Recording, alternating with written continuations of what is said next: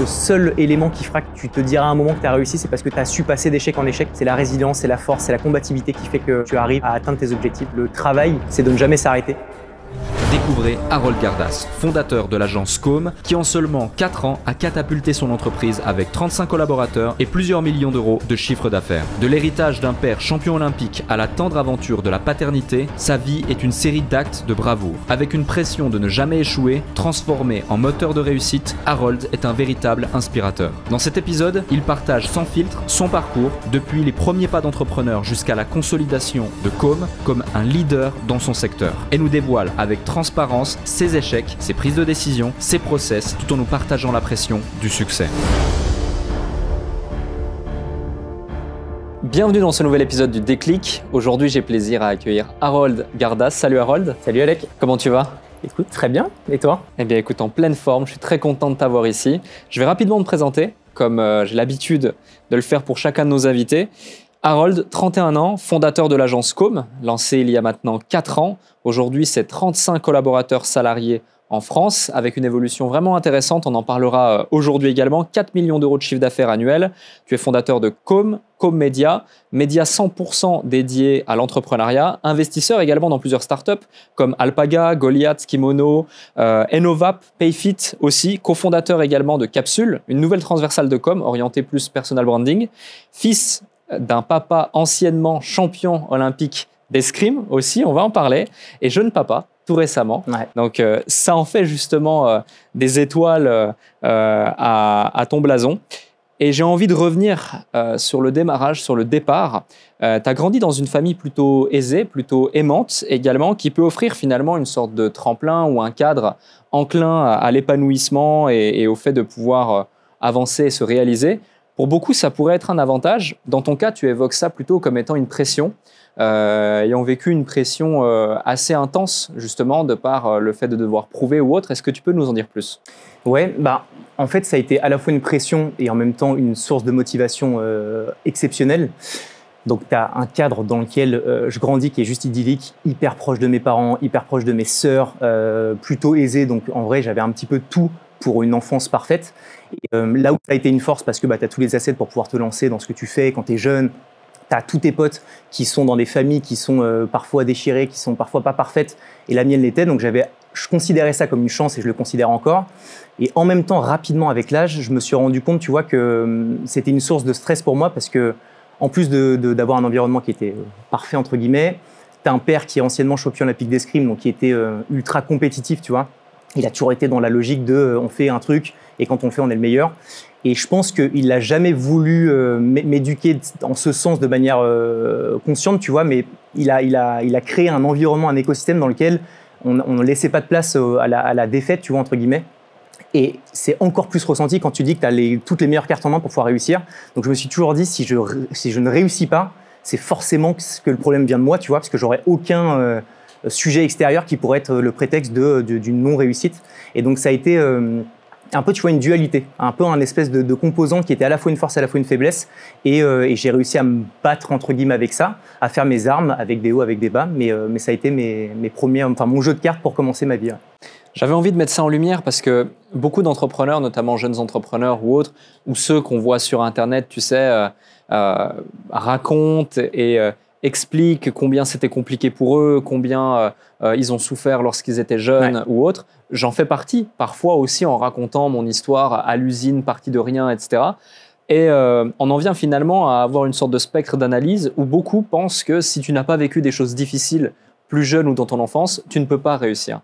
Or, dans ton cas, au contraire, ça a été un élément de motivation et ça t'a permis justement de te dire, je vais devoir prouver et je vais me donner les moyens d'être à la hauteur finalement de cette image. Absolument. Et rapidement, donc à 22 ans, tu montes ta première entreprise, une entreprise de boissons. On va en parler dans un instant, mais avant d'aller plus dans le détail sur cet élément, c'est quoi le déclic ? Qu'est-ce qui fait que tu te dis, moi, c'est l'entrepreneuriat qui me botte, j'ai envie de me lancer ? J'ai fait une école de commerce en 5 ans. J'étais pas ultra studieux, honnêtement. Des notes moyennes, mais je faisais ce qu'il fallait pour pouvoir passer, tu vois, d'une année à une autre. Jusqu'à être en 3e année d'école de commerce et rencontrer un prof, et j'ai encore le nom du mec qui s'appelait Olivier Giacomin, ou Giacomin, je sais plus, et qui est entrepreneur, qui avait monté 1 ou 2 boîtes, je crois, avant, et qui me dit que j'ai des bonnes compétences, mais que je m'en sers pas correctement parce que j'étais plutôt, tu vois, celui à faire la fête, dernier de la classe, etc. Et il me donne l'envie, enfin en fait il me fait confiance, et en me faisant confiance il me donne l'envie d'essayer de me mettre dans un projet. Donc il me suggère certaines idées et il me met en fait dans cette attitude, tu vois, de me positionner dans la réflexion de vouloir lancer des choses. Et rapidement avec Olivier Ramel, que tu connais je crois, que tu as reçu d'ailleurs sur le déclic, on discute ensemble et on se dit ok, est-ce qu'on n'a pas envie de lancer un truc ensemble, et rapidement on fait un peu un bench du marché. Et on voit que tu as une énorme traction sur les boissons énergisantes comme Red Bull, etc. Et on se dit, est-ce qu'il y a des personnes qui ont pensé à prendre le contre-pied des boissons énergisantes comme Red Bull et à faire une espèce de boisson qui permette d'apaiser, de calmer, tu vois, la tension des gens. On est dans un écosystème parisien, c'est ultra stressant, tout le monde va vite, tout le monde veut aller encore plus vite et plus loin. Et donc du coup on se dit, est-ce qu'en fait il existe une espèce de tisane moderne qui permette de pouvoir calmer les gens et les apaiser, tu vois. Et il s'avère qu'en screenant le marché, on se rend compte qu'il n'y en a pas.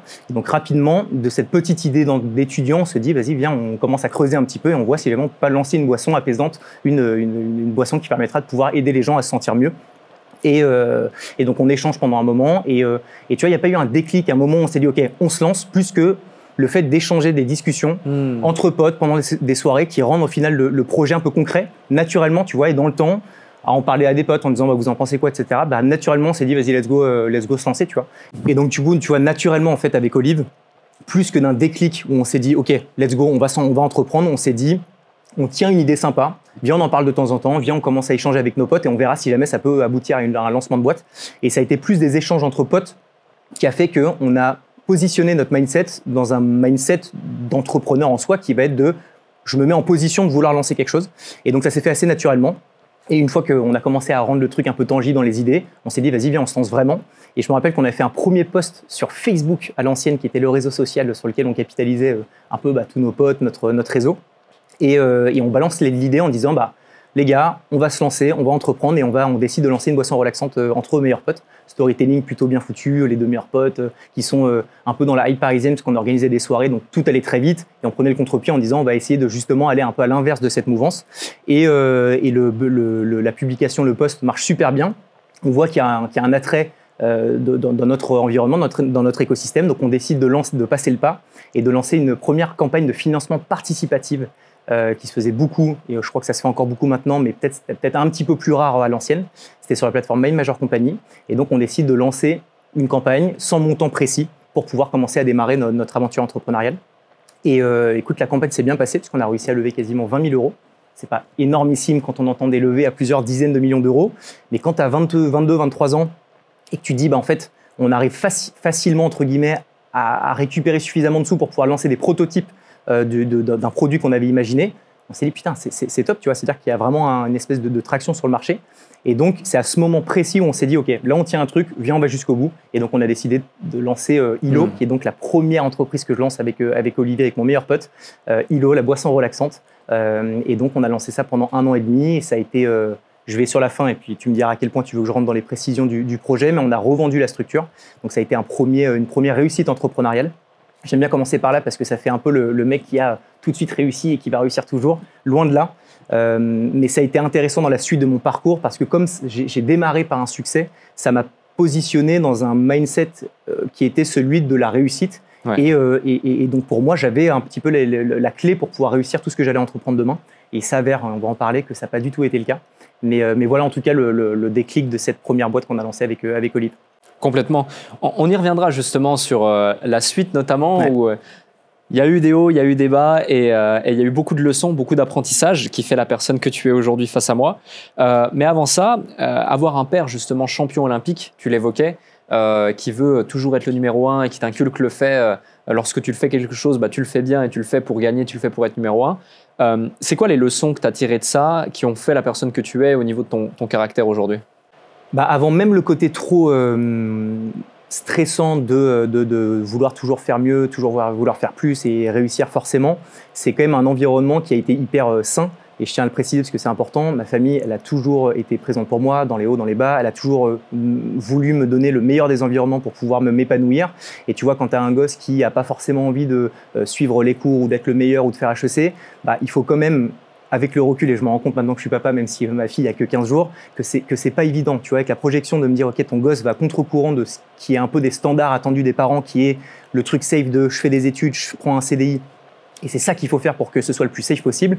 Bah, en fait, moi, j'ai voulu un petit peu tout l'inverse, et mes parents m'ont vachement accompagné dans cette démarche, et je trouve ça assez exceptionnel, tu vois, parce que ils m'ont pas imposé d'être salarié ou autre. Donc ça, c'est vraiment l'environnement qui donne vraiment le contexte de comment est-ce que dans quel cadre j'ai évolué. Et ce côté un petit peu stressant, il a été encore une fois inculqué de manière un petit peu non volontaire, mais je me suis mis au sport direct. Je crois que j'ai commencé le sport quand j'avais 6 ans. J'ai fait tous les sports du monde, natation, tennis, basket. J'ai fait beaucoup de karaté, de sport de combat, parce que j'étais très impulsif quand j'étais jeune, vraiment. Je le suis d'ailleurs encore un petit peu, même si j'ai appris à me calmer. Mais donc j'ai fait tout de suite du sport, et tout de suite je me suis mis dans cette position de faut être le meilleur, pas de place à l'échec. Et quand il y a de l'échec, bah, je le vis pas forcément bien, et je pense que c'est ça qui a un petit peu travaillé et façonné cette facette de moi, qui est une facette que j'aime pas beaucoup, mais qui est la facette un peu de l'impulsivité.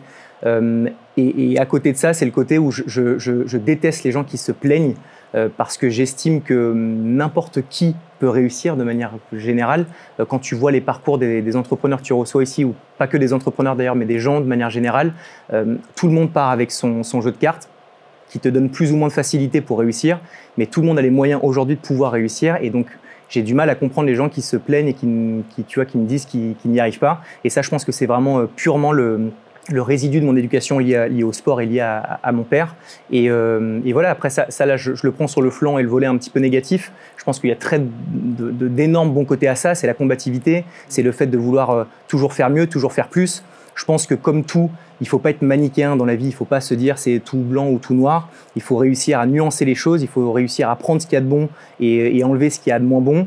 Et ça, avec le temps, même si je ne suis pas vieux, j'ai 31 ans, mais j'ai commencé à prendre le recul un peu de me dire qu'est-ce qu'il faut que je conserve de cette éducation qui a été très, très agressive dans la volonté de faire toujours bien, et qu'est-ce que je mets de côté. Et écoute, avec le temps, je commence à bien tempérer le truc et puis à garder que le meilleur. Donc voilà. On l'a dit tout à l'heure, à 22 ans, donc tu lances ta première entreprise, ça se passe super bien, une boîte qu'ensuite tu revends. Et après ça, tu vas créer une marque de vêtements, Mozi, justement, où tu vas faire face à un premier challenge, à un premier problème, à un challenge d'associés, un conflit d'associés où ça ne se passe pas forcément bien. Ouais. Est-ce que tu peux nous en dire plus justement sur les leçons que tu tires de cette première expérience qui ne se passe pas comme prévu? Ouais, donc juste pour redonner le contexte, même si on l'avait avec Hilo, l'aventure se termine par une revente. Donc on revend le brevet de l'entreprise, donc c'est pas forcément des millions, mais c'est un peu d'argent, et à 24-25 ans, c'est quand même pas mal. Donc je solde ma première aventure entrepreneuriale par une vraie réussite avec mon meilleur pote, etc. Donc ce qui me positionne dans une volonté de continuer dans cette croissance un petit peu ascendante de la réussite.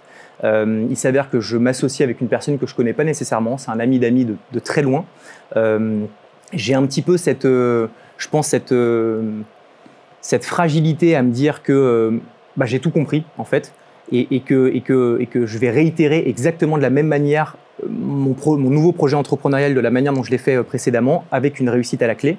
Et donc je m'associe en baissant tout de suite ma garde, et sans être attentif et vigilant aux détails, qui sont des détails liés aux associés, qui sont du feeling, qui sont de creuser les détails d'avec qui tu t'associes, parce qu'en fait c'est hyper important, c'est comme un mariage, tu te projettes dans le temps, et il faut que tu connaisses tout de la personne avec qui tu vas t'associer.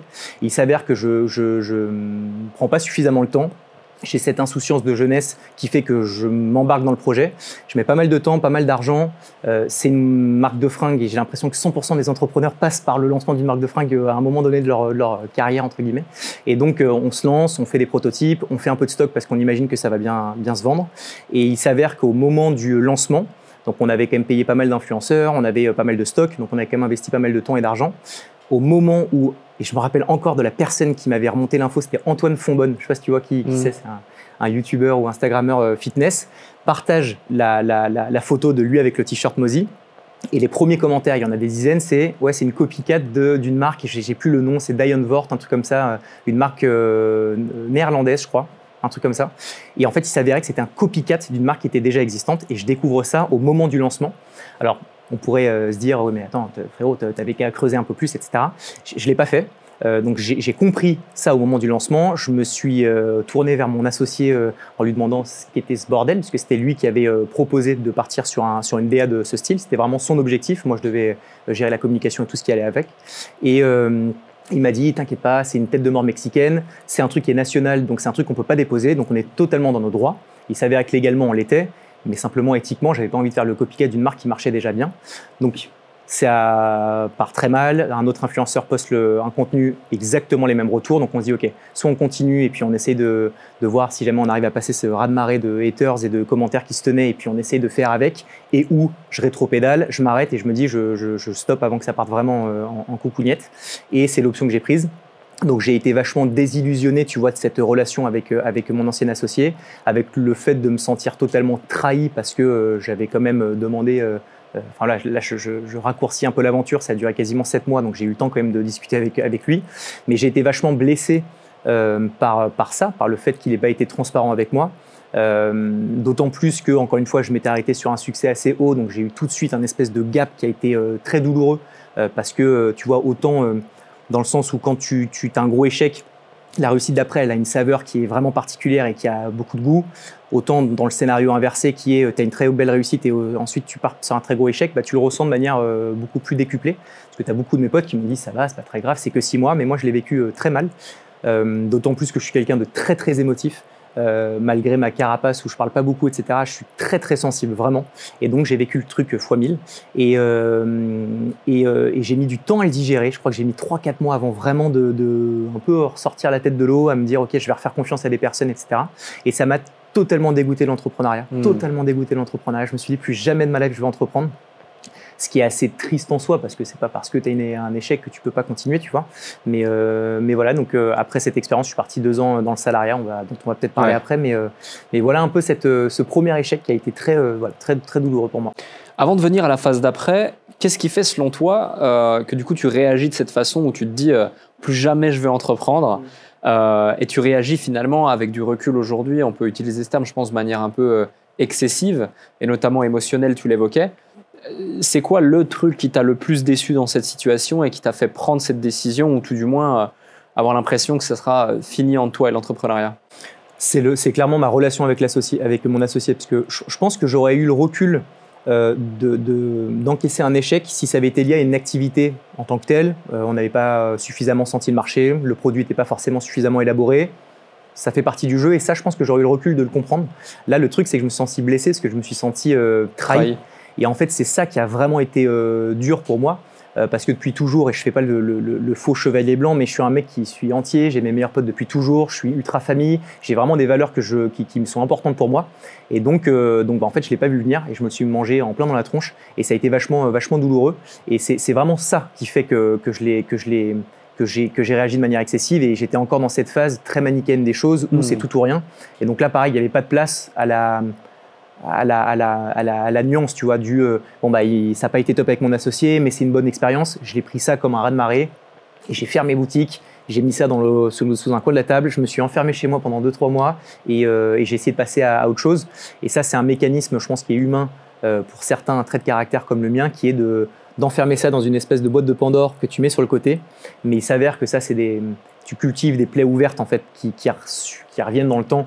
Et cette expérience ne m'a jamais reblessé dans la suite de ma vie. Mais j'ai d'autres cas d'usage qui ont été un peu similaires dans la manière de traiter les conséquences et qui ont fait que ça m'a vachement fragilisé, tu vois. Et j'essaye, c'est vraiment un travail que je fais, ma chérie m'aide beaucoup à ça, à réussir à mieux communiquer, réussir à comprendre que d'avoir des moments de faiblesse, c'est humain, et que d'avoir des moments de faiblesse, ça permet de pouvoir construire une meilleure version de toi-même, tu vois. Et ça, j'ai vraiment du mal à l'intégrer. La première phase que j'ai réussi à avoir, c'est de la comprendre, et ça fait que trop peu de temps que je l'ai compris, mais c'est, je pense, la première marche vers une guérison, entre guillemets. Et là, je l'ai compris, et maintenant, mon travail, ça va être de faire en sorte que j'évolue et que je modifie un peu ma manière de réagir. Voilà. Dans chacune des boîtes que tu as fondées, que tu as créées, que ce soit la première où il y a eu un beau succès, la deuxième où ça s'est moins bien passé et les suivantes dont on va parler dans quelques instants où ça se passe plutôt bien pour le coup, à chaque fois, contredis-moi si je me trompe, mais tu as des associés. Ouais. Et pourtant, à cette étape-là, quand tu lances Mozy avec cet associé où ça se passe mal et que tu es dégoûté et que finalement, humainement, ce sentiment de trahison fait que tu veux arrêter et c'est ça qui te fait le plus de mal, pour beaucoup, ils se seraient dit plus jamais de ma vie, je veux avoir un associé. C'est quoi qui t'a fait du coup switcher et reprendre confiance en l'autre pour pouvoir te lancer par la suite vers d'autres projets? Ça a été le salariat. Okay. Vraiment. Donc après cette phase un peu complexe, 2-3 mois où je prends du temps pour moi, je fais du sport, j'essaie de m'aérer un peu le cerveau et jusqu'à vouloir reprendre quand même une vie professionnelle, ce qui est normal. Et je tombe dans une boîte qui s'appelait La Relève, qui s'appelle d'ailleurs encore La Relève, qui est un cabinet de recrutement. Ils recrutent notamment pour des startups. Et j'y vais un peu comme ça, tu vois, parce que j'ai toujours été entrepreneur. J'ai aucune connaissance et expertise bien particulière qui m'oriente sur un secteur plutôt qu'un autre. Juste, j'ai cette opportunité sur Welcome to the Jungle, je mate ça. Les vidéos de la boîte me semblent pas mal, donc je vais passer des entretiens et rapidement, je me laisse séduire par l'aventure de La Relève et j'y vais. Et j'y reste 2 ans et ça a été une vraie bulle d'air que de me remettre dans le salariat. Tu vois, j'ai vraiment l'impression que dans l'inconscient collectif des entrepreneurs, soit tu es entrepreneur toute ta life, soit tu es salarié toute ta vie. Et moi, je crois beaucoup au fait que tu puisses devenir entrepreneur, puis salarié, ou être salarié et devenir entrepreneur. Tu as vraiment, tu vois, c'est une espèce de vase communicante qui en fait est vachement bénéfique les unes avec les autres. Et moi, le fait d'avoir été salarié, d'avoir une pression qui était totalement différente de celle d'un entrepreneur qui a beaucoup de poids sur ses épaules parce que quand tu as des employés, quand tu as la pression du quotidien que tu dois tout gérer, c'est quand même une pression qui est assez forte. Quand tu es salarié, tu as de la pression bien entendu, mais elle est beaucoup plus ciblée. Et je trouve que le fait d'avoir une pression moins dispatchée mais plus ciblée, je l'ai mieux vécu en tout cas. Et ce qui m'a donné de nouveau l'envie dans un futur qui a été assez proche, puisque 2 ans après ma période de salariat, ça a été la relation que j'ai créée avec les employés, avec les équipes, avec le fondateur Adrien, avec qui j'avais vraiment, j'ai retrouvé une certaine forme de gourou, de mentor, tu vois, qui m'a réouvert les yeux sur le fait de pouvoir recréer des liens et que il ne fallait pas s'arrêter à une expérience et généraliser les cas d'usage à se dire tout le monde est des grands méchants et toutes mes prochaines aventures entrepreneuriales vont se solder de la même manière. J'ai juste réévolué, retravaillé dans un cadre qui était hyper sain et ça m'a tout simplement repositionné et redonné confiance en moi, je pense aussi, pour pouvoir, au bon moment, me relancer dans l'entrepreneuriat. Donc voilà, donc c'est 2 ans vraiment, vraiment top. Consultant en recrutement, donc tu vois, je faisais des entretiens avec des candidats, avec des boîtes et je les faisais matcher. J'ai pas mal performé parce que c'est vraiment l'asset principal, c'est celui du commercial. Tu dois réussir à vendre, tu vois, les candidats, ce que je fais pas trop mal. Ça, c'est un asset que j'ai. Et donc, j'ai bien réussi. J'ai gagné pas mal de sous à La Relève. Alors, pareil, j'avais 25-26 ans. Je gagnais des gros salaires. Je prenais 6-7 000 net à cet âge-là. C'était quand même assez ouf. Et donc, j'ai offert beaucoup de sous parce que je suis pas un énorme dépensier. Et il y a un moment, au bout de 2 ans, je me suis dit, putain, j'ai envie de remonter ma boîte. J'avais quand même cette appétence entrepreneuriale qui me titillait. Au démarrage des discussions avec Adrien, donc le fondateur, je lui avais dit ma volonté d'un moment potentiellement réentreprendre et que potentiellement avec La Relève, j'aurais aimé avoir des parts, des actions, etc. Je ne connaissais pas encore le principe des BSPCE, donc de pouvoir toucher des parts, etc. Il m'avait parlé du système de BSPCE, mais je n'avais pas vraiment creusé, donc je me suis dit, je vais être associé au bout d'un moment. Ce qui s'avère que dans nos discussions, quand je comprends ce qu'est vraiment le terme des BSPCE, les peu de parts que ça impliquait, la durée qu'il fallait rester dans la boîte pour pouvoir toucher ses parts, je me suis dit, putain, en fait, c'est pas du tout en lien avec ce que je veux maintenant, donc je décide de lancer mon propre cabinet de recrutement. Ça a été d'ailleurs assez douloureux, cette phase aussi, parce que j'ai pas été hyper fair avec Adrien. Je lui ai pas dit que j'allais monter un cabinet de recrutement. Il y en a 1000 et c'est un des marchés les plus saturés, je pense, il y en a de partout. Mais tu vois, j'aurais voulu être vachement cordial et lui dire, écoute, je me barre de La Relève pour monter mon propre cam. Je lui ai pas dit. Donc, on a terminé l'aventure d'une rupture co. Je suis parti et 4 ou 6 mois après, j'ai lancé mon propre cabinet. Il l'a vachement mal pris, ce que je comprends parfaitement. Et voilà. Donc, tu vois, ça n'a pas été très correct, je trouve. Mais en tout cas, je m'en suis voulu parce qu'il m'a apporté tellement de choses que j'avais l'impression de lui avoir mis un peu un couteau dans le dos, tu vois, alors que c'était pas du tout ça. Et puis, on s'est serré la main et là, tout se passe bien. Mais voilà. Bon, je termine sur une virgule un peu négative. Mais on va en reparler justement de cette expérience entrepreneuriale-là, puis ce qui en a suivi derrière avec Com, etc. Mais avant ça, j'ai une question pour toi. C'est que donc, tu lances dans l'entrepreneuriat, tu réussis, tu te relances dans l'entrepreneuriat, ça marche moins bien. Puis après, tu retournes au salariat. Pour beaucoup, ce retour en arrière dans le monde du salariat pourrait être apparenté à un échec, voire même être vécu relativement mal et brutalement, encore plus aujourd'hui où c'est devenu à la mode d'entreprendre, notamment quand tu es jeune et que tu lances ta boîte, etc. C'est un peu limite une tare. Toi, dans ton cas, comment tu l'as vécu ? J'ai tellement été dégoûté que d'être employé, ça m'allait très bien. J'ai pas pris le recul de me dire quelle est la perception des gens, parce qu'au final, ce mode de pensée, c'est uniquement lié à la perception des gens. 100%. J'ai même pas eu ce recul de me dire ce que vont penser les autres. Donc en fait, j'étais dans mon truc, ce qui fait que je l'ai très bien vécu et je le recommande quasiment, tu vois. Tu as beaucoup d'entrepreneurs derrière les millions qui sont annoncés sur les réseaux, notamment LinkedIn, qui sont en fait très fragilisés. Et je pense que le fait de passer employé, ça t'ouvre les yeux sur beaucoup de choses pour mieux entreprendre. Moi, je sais que la manière dont je manage mes équipes aujourd'hui, j'estime le faire pas de manière la plus parfaite possible, loin de là. Par contre, je pense le faire correctement et je le fais correctement à mon sens parce que j'ai eu cette expérience en tant qu'employé. J'ai compris ce que j'attendais de mon boss, j'ai compris ce qu'attendaient les employés entre eux, j'ai compris à quel point c'était important de donner de la vision dans le temps à un employé et d'essayer d'embarquer tes équipes. Et tout ça, ça a été un espèce de concentré d'expérience pour entreprendre de manière beaucoup plus optimale derrière. Donc je vois vraiment ça avec le recul comme une vraie force. Et encore une fois, le pendant, je l'ai aussi bien vécu parce que voilà, j'avais fait abstraction du regard des autres. Donc ça a été en fait 100% bénéfique. Je vois aucun point négatif à cette phase de ma vie. Tu mets le doigt sur un sujet qui est le regard des autres, justement. Tu évolues beaucoup dans l'écosystème entrepreneur, parisien, start-up, etc. Et tu as aussi un gros réseau, même tu participes à certains événements, tu en rencontres plein. Donc j'imagine que tu as des discussions aussi avec de jeunes entrepreneurs qui veulent se lancer, qui sont parfois pleins de doutes, plein de peurs, plein de craintes, très liées au regard des autres. De ton expérience, avec du recul, maintenant que ça fait bientôt 10 ans du coup que tu es dans l'entrepreneuriat, incroyable, hein, le temps passe vite, c'est fou. Qu'est-ce que tu dirais justement à un jeune ou moins jeune qui n'ose pas se lancer ou qui est très préoccupé, trop préoccupé par le regard des autres et qui fait que malheureusement son potentiel n'est pas exploité comme il devrait?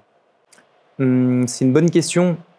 En vrai, il y a Alex Hormozy qui disait un truc qui m'a vachement parlé, qui disait, alors c'est toujours mis en anglais, mais en gros, c'est le but du jeu, c'est pas forcément de gagner, le but du jeu, c'est juste de ne pas arrêter, d'essayer. Et en fait, je pense que la crainte, elle n'est pas liée au regard des gens de manière absolue, la crainte, elle est de ne pas anticiper la manière dont vont réagir les gens par rapport à un échec que tu auras. Et c'est ça qui fait la diff. Donc en fait, le problème, il est non plus lié au regard des gens, mais il est lié à l'échec. Et à partir du moment où tu intègres le fait que ce n'est pas l'échec, le problème est que c'est d'avoir de la résilience et de ne jamais arrêter et de continuer et d'être la dernière bougie qui va s'éteindre dans la pièce et que c'est ça la clé de la réussite, je trouve que tu recentralises la problématique sur un autre versant qui fait que tout d'un coup, le regard des autres est un petit peu différent.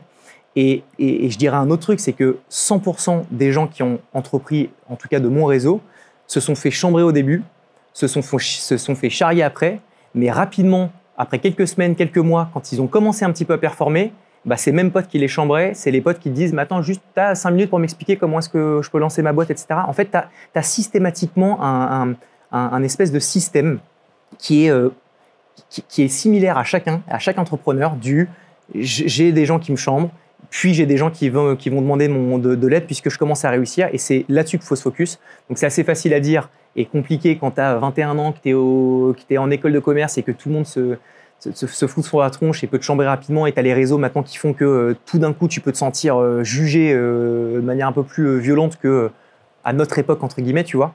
Mais je pense qu'il faut réussir à se défocus du côté l'échec va être mal perçu par les gens.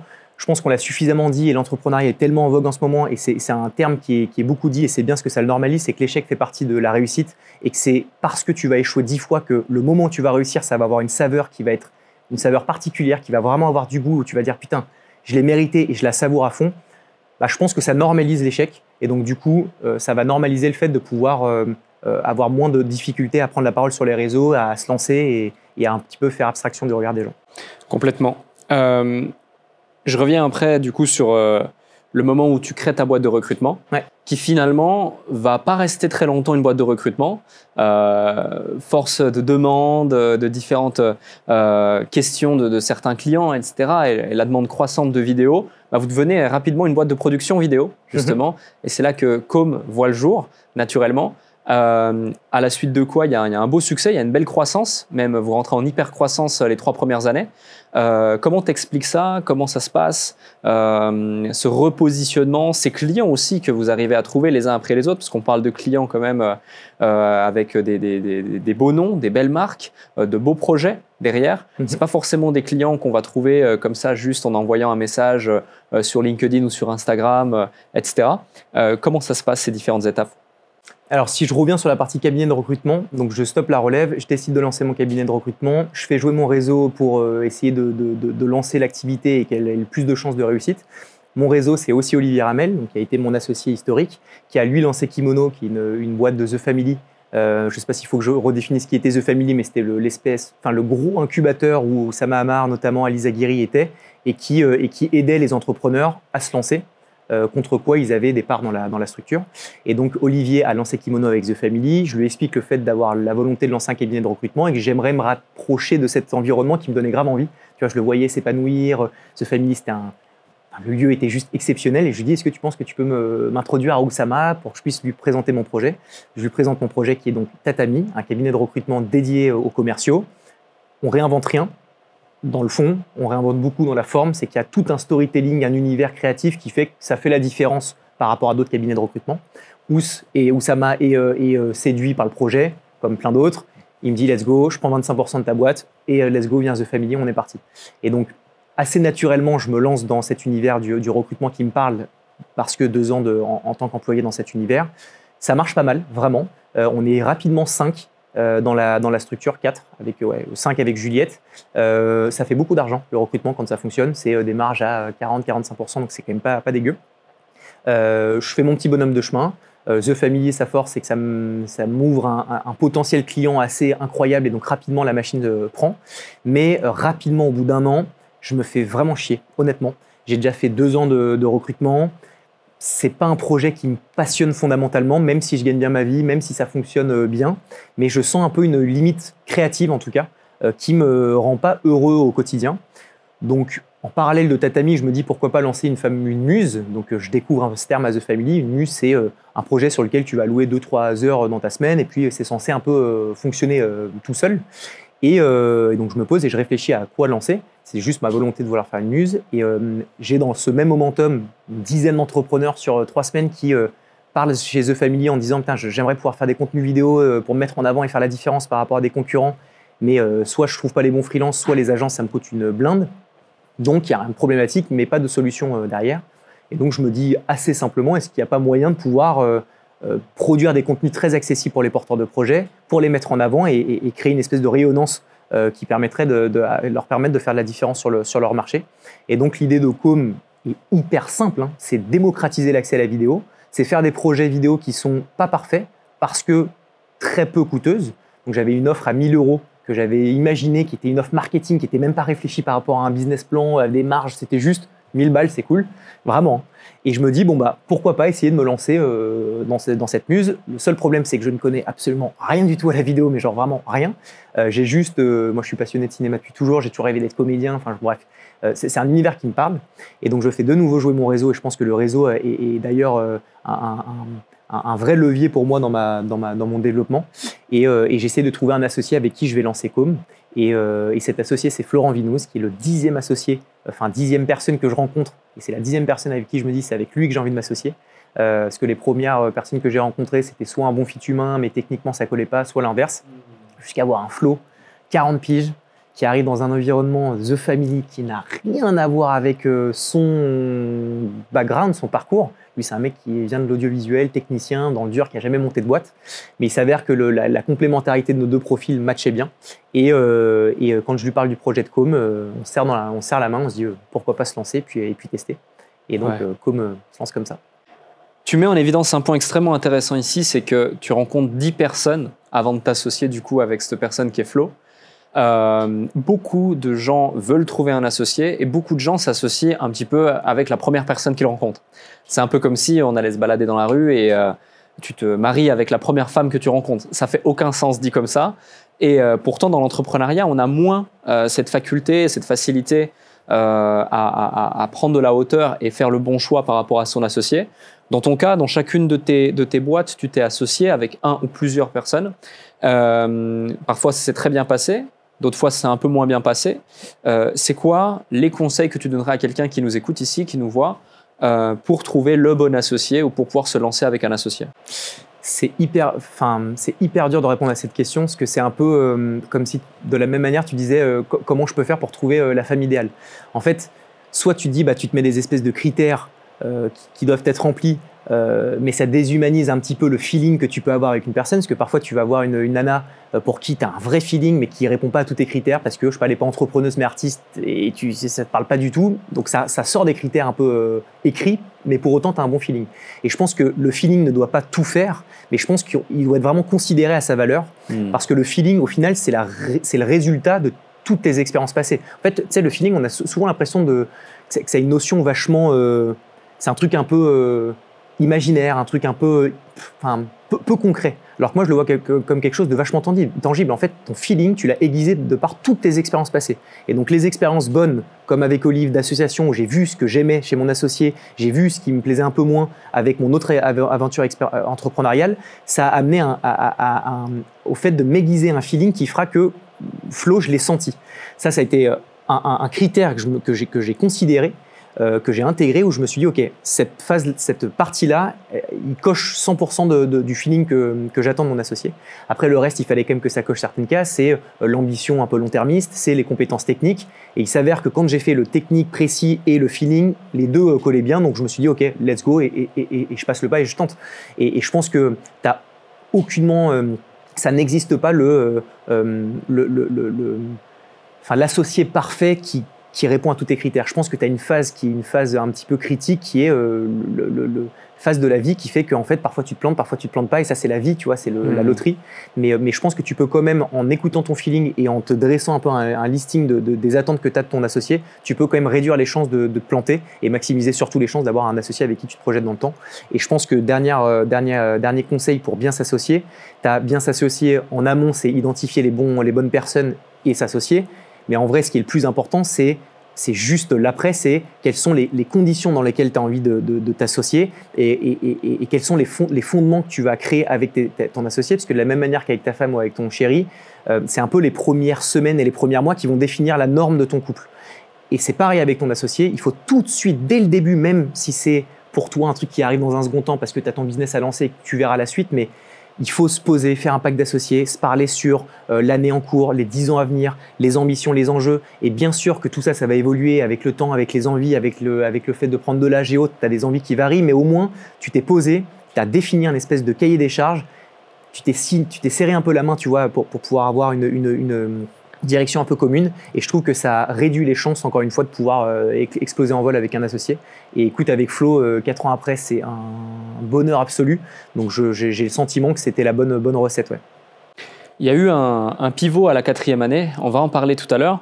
Mais comment ça se passe déjà les 3 premières années où il y a une belle croissance, il y a des clients super intéressants que vous arrivez à avoir. Il y a aussi un point que j'ai trouvé super intéressant dans votre modèle, c'est que à l'instar de beaucoup de structures, de beaucoup d'agences qu'on peut voir sur le marché, il y en a des dizaines aujourd'hui, beaucoup fonctionnent avec le modèle uniquement de freelance, où on va prendre des freelances et puis on va délivrer et prester comme ça. Ouais. Vous, tout de suite, vous avez pris le parti pris de rester à Paris, de prendre des bureaux à Paris, de recruter des salariés à Paris, de ne pas forcément leur imposer d'être là présent tous les jours de la semaine, mais en tout cas, le lundi, c'est le jour des réunions, le jour des meetings, et tout le monde est là, et puis on déploie, on fait le plan et on déploie.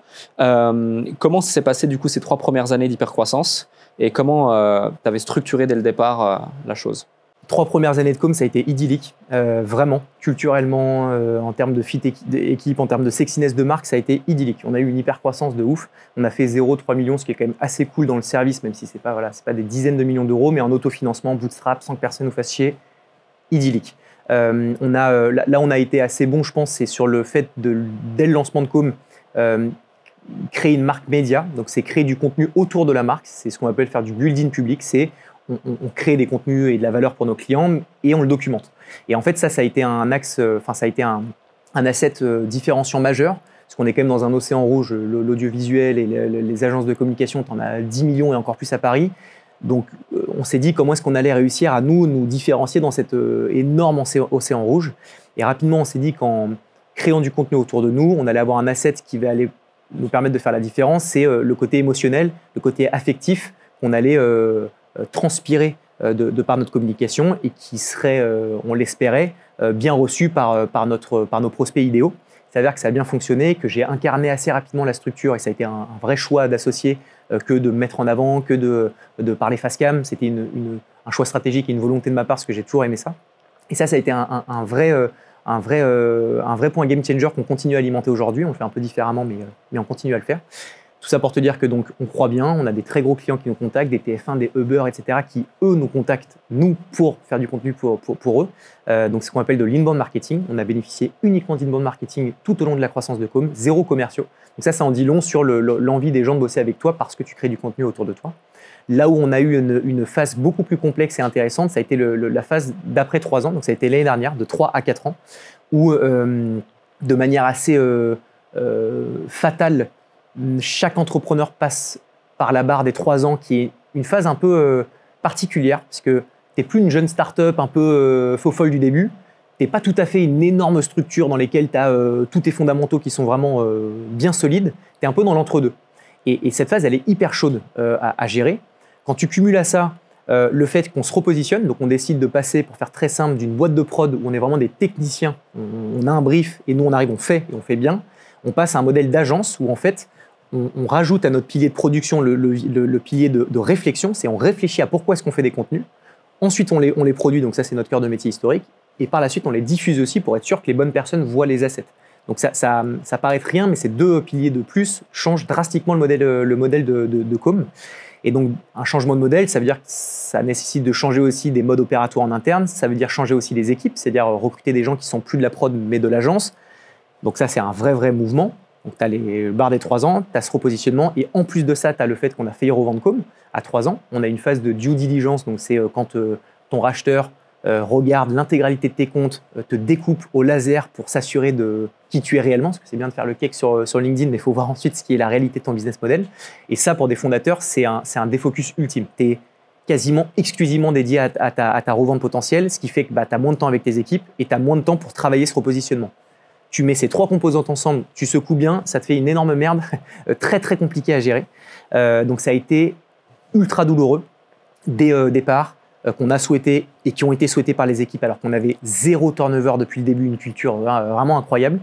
Ça a été du coup énormément de doutes. Ça a été dur parce que la vente ne s'est pas faite pour plein de raisons et peut-être qu'on va y venir. Je pense que c'est intéressant, cette phase de revente, elle est quand même très intéressante. Et ça a été donc du coup hyper compliqué parce qu'avec Flo, on se dit on va revendre la boîte et finalement ça se fait pas et en plus on perd nos équipes et on n'arrive plus à les embarquer. Donc ça a été dur à gérer. Ça fait 4 mois que c'est reparti de plus belle, donc je le considère ça comme derrière nous. Mais ça a été le meilleur enseignement de toute ma vie, mais vraiment de toute ma vie. Et j'ai le sentiment qu'avec cette expérience, que ce soit la manière dont on va gérer Com demain et les prochaines boîtes dans le futur, ça m'aura permis de pouvoir gagner 10 ans sur les futures boîtes. Il y a beaucoup d'éléments que tu évoques ici, que ce soit justement les équipes, la restructuration, le pivot de l'entreprise, la due diligence par rapport à une revente potentielle, et puis derrière la construction vers un avenir avec des fondations beaucoup plus solides et sereines. Je vais essayer de revenir sur ces différents points, point par point. Le premier point, c'est au niveau du pivot. Qu'est-ce qui motive votre décision du fait de passer d'une boîte de prod à une agence? Tu as évoqué les différences. Qu'est-ce qui vous motive initialement à prendre ces décisions?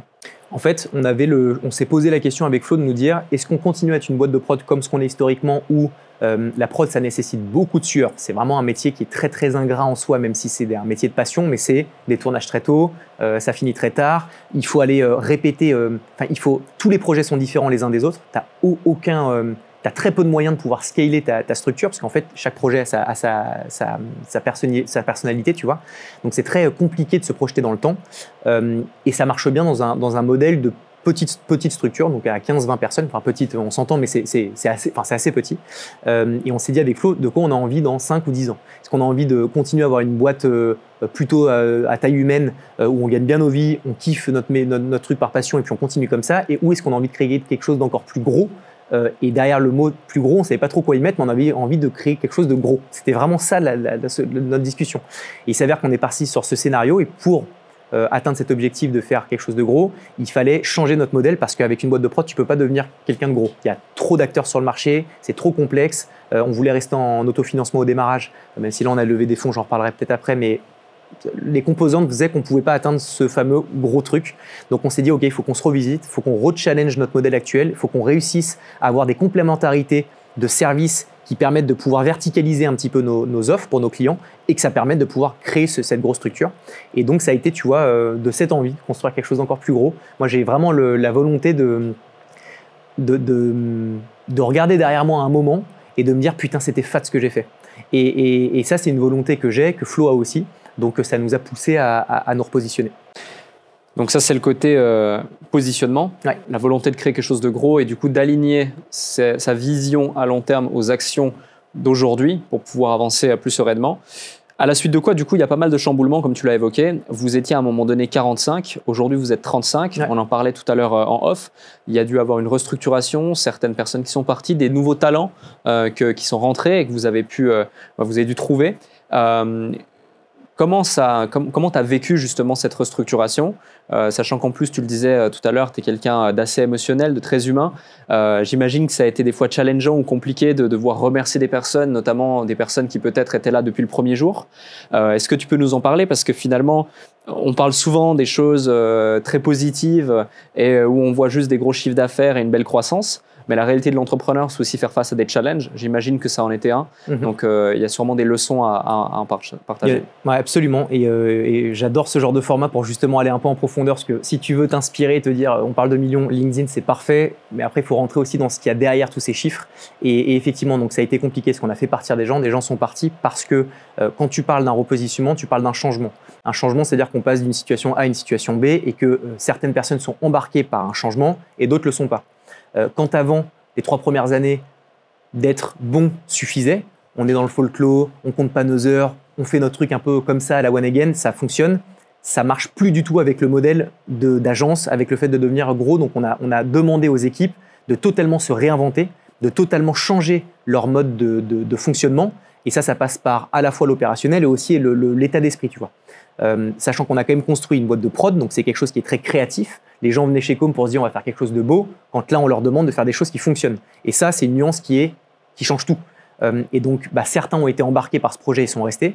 D'autres n'ont pas du tout été embarqués parce qu'ils nous ont dit les gars, moi ça fait 3 ans, on est là pour faire un truc créatif, on est là pour faire un truc en famille. Alors que là, on leur demande d'être une équipe de sport, et j'y viendrai après parce qu'il y a une nuance que j'ai expliquée aux équipes que je trouve intéressante entre la famille et l'équipe de sport. Mais ça crée forcément un moment où ça crée de la rupture chez certains. Et il y a des personnes qui étaient devenues mes amis, qui étaient là depuis tout début, qui sont partis. Et ça a été ultra compliqué. On a douté avec Flo. Il y a plein de fois, on s'est dit attends, viens, on fait marche arrière. Ce qu'on est en train de faire, c'est pas bon. Mais en même temps, tu as commencé à faire partir 2-3 personnes. Donc, si tu rétropédales aux yeux des autres effectifs, ça crée de l'incompréhension qui est encore pire et qui peut être encore plus dévastateur. Donc, on joue le jeu et on se dit, OK, on va jusqu'au bout. Et on allait jusqu'au bout du bout puisqu'on a vraiment, fait partir quand même pas mal de monde pour restructurer sur un modèle avoir une équipe qui est un petit peu plus senior aussi, puisqu'on a une culture qui est assez particulière chez Com. Tu vois, tu évoquais le fait que je demande aux gens de venir le lundi, mais à partir du mardi, ils font ce qu'ils veulent. Et pour avoir cette liberté, il faut avoir un niveau de seniorité, je trouve, et un recul nécessaire pour que ça fonctionne bien. Parce qu'en fait, d'avoir de la flexibilité, c'est parfois un cadeau empoisonné, vraiment. Tu peux te dire qu'en fait, c'est parfait et que tout le monde va être hyper créatif. En fait, pas du tout. Il faut apporter un cadre, et ce cadre, parfois, c'est la seniorité qui fait que tu l'as. Et d'ailleurs, je fais une parenthèse qui va être une parenthèse peut-être un peu longue, mais qui est intéressante. Mais j'avais lu une étude aux États-Unis où ils avaient fait passer une même épreuve à 2 classes d'une 30aine de personnes qui viennent à peu près des mêmes usages. Donc, c'est les mêmes typologies d'élèves. 30 élèves, ils passent le même test. Dans les 2 pièces, tu as un bruit insupportable qui les gêne. La seule différenciation, c'est que dans une des 2 salles, tu as un bouton sur lequel tu peux appuyer. Si tu appuies sur le bouton, le bruit s'arrête. Il s'avère qu'à la fin des épreuves, la salle dans laquelle tu pouvais appuyer sur ce bouton, personne n'a appuyé sur ce bouton. Et pour autant, les notes dans cette salle ont été 2 fois meilleures que dans l'autre salle. Et la finalité en fait de ça, la conclusion, c'est que t'as pas besoin, en fait. Le problème, il n'est pas dans le problème. Il n'était pas dans le fait d'avoir du bruit, il était dans le fait de se dire que tu subis quelque chose et que tu n'es pas actif dans la possibilité de pouvoir résoudre le problème. Et donc, ça, c'est un peu la même chose avec Home, c'est qu'on veut créer un environnement dans lequel chacun se laisse la latitude de faire ce qu'ils veulent. Ils peuvent faire autant de télétravail qu'ils veulent s'ils le souhaitent. En fait, il s'avère que les gens ne font presque pas de télétravail, mais ils sont heureux de juste se dire qu'ils ont la possibilité de pouvoir en faire autant qu'ils veulent. Ça, c'est la culture de Netflix. Je ne sais pas si tu as lu le livre L'Arrêt Padrec de Netflix, où ils disent en gros, tu as vacances illimitées. Il s'avère qu'en fait, les employés sont beaucoup plus heureux apparemment comme ça, mais il s'avère qu'ils prennent beaucoup moins de vacances que si jamais ils avaient leurs 5 semaines de congés payés. C'est juste que le fait de savoir qu'ils peuvent en prendre autant qu'ils veulent, c'est suffisant. Bref, tout ça pour te dire que ce changement a fait qu'on a revisité un peu nos usages et nos standards et qu'on a essayé de créer une nouvelle culture, parce qu'une culture de boîte, c'est vachement évolutif, et que ça colle mieux à des profils qui sont un petit peu plus seniors. Et du coup, aujourd'hui, chez Com, c'est vacances illimitées ? Pas tout à fait. C'est déjà le télétravail, c'est déjà un beau move, mais on réfléchit à des nouvelles choses. En vrai, à partir du moment où le boulot est fait, c'est là pour moi l'intérêt de mettre du cadre dans ce que tu veux, c'est peut-être mettre des OKR, tu vois, des trucs un peu chiffrés où on te dit fais tant, si tu parles à un commercial. Ensuite, que tu le fasses de chez toi, dans ta couette, à la plage, nous, on n'en a rien à foutre, tu vois. Et j'ai envie vraiment de continuer je crois au fait que tu puisses grossir en termes de nombre d'employés avec une culture qui va dans ce sens. Ouais, la culture, c'est un sujet dont on a beaucoup parlé aussi ensemble, notamment avec Kimono également. Le moment où c'était une grande réflexion dans mon cas. Un autre point qui a été évoqué tout à l'heure et qui a été un vrai challenge, c'est la due diligence. Et t'évoquais un sujet, et j'en parle souvent, j'en parlais même encore il y a de ça quelques jours avec quelqu'un. Une des erreurs que font la plupart des entrepreneurs lorsqu'ils sont face à une due deal, c'est qu'ils vont se défocus justement de l'ensemble des opérations de leur business, et qui fait que leur business, quand tu fais une due deal, en général, c'est pour une revente. Donc, tu es en croissance, où il faut faire en sorte que ça se passe bien, qu'au moins ça stabilise les choses. Et puis, tu vas être tellement focus sur cette action qu'au fur et à mesure, ça va diminuer. Et du coup, le pire qui peut arriver, et c'est un peu ce qui t'est arrivé, c'est que finalement, la vente ne se fait pas, mais qu'en même temps, tu as perdu temps, énergie, argent, et du coup, tu te retrouves avec quelque chose de moins fort, de moins puissant et qui a moins de valeur que ce qui était initialement. Donc, tu dois reconstruire derrière.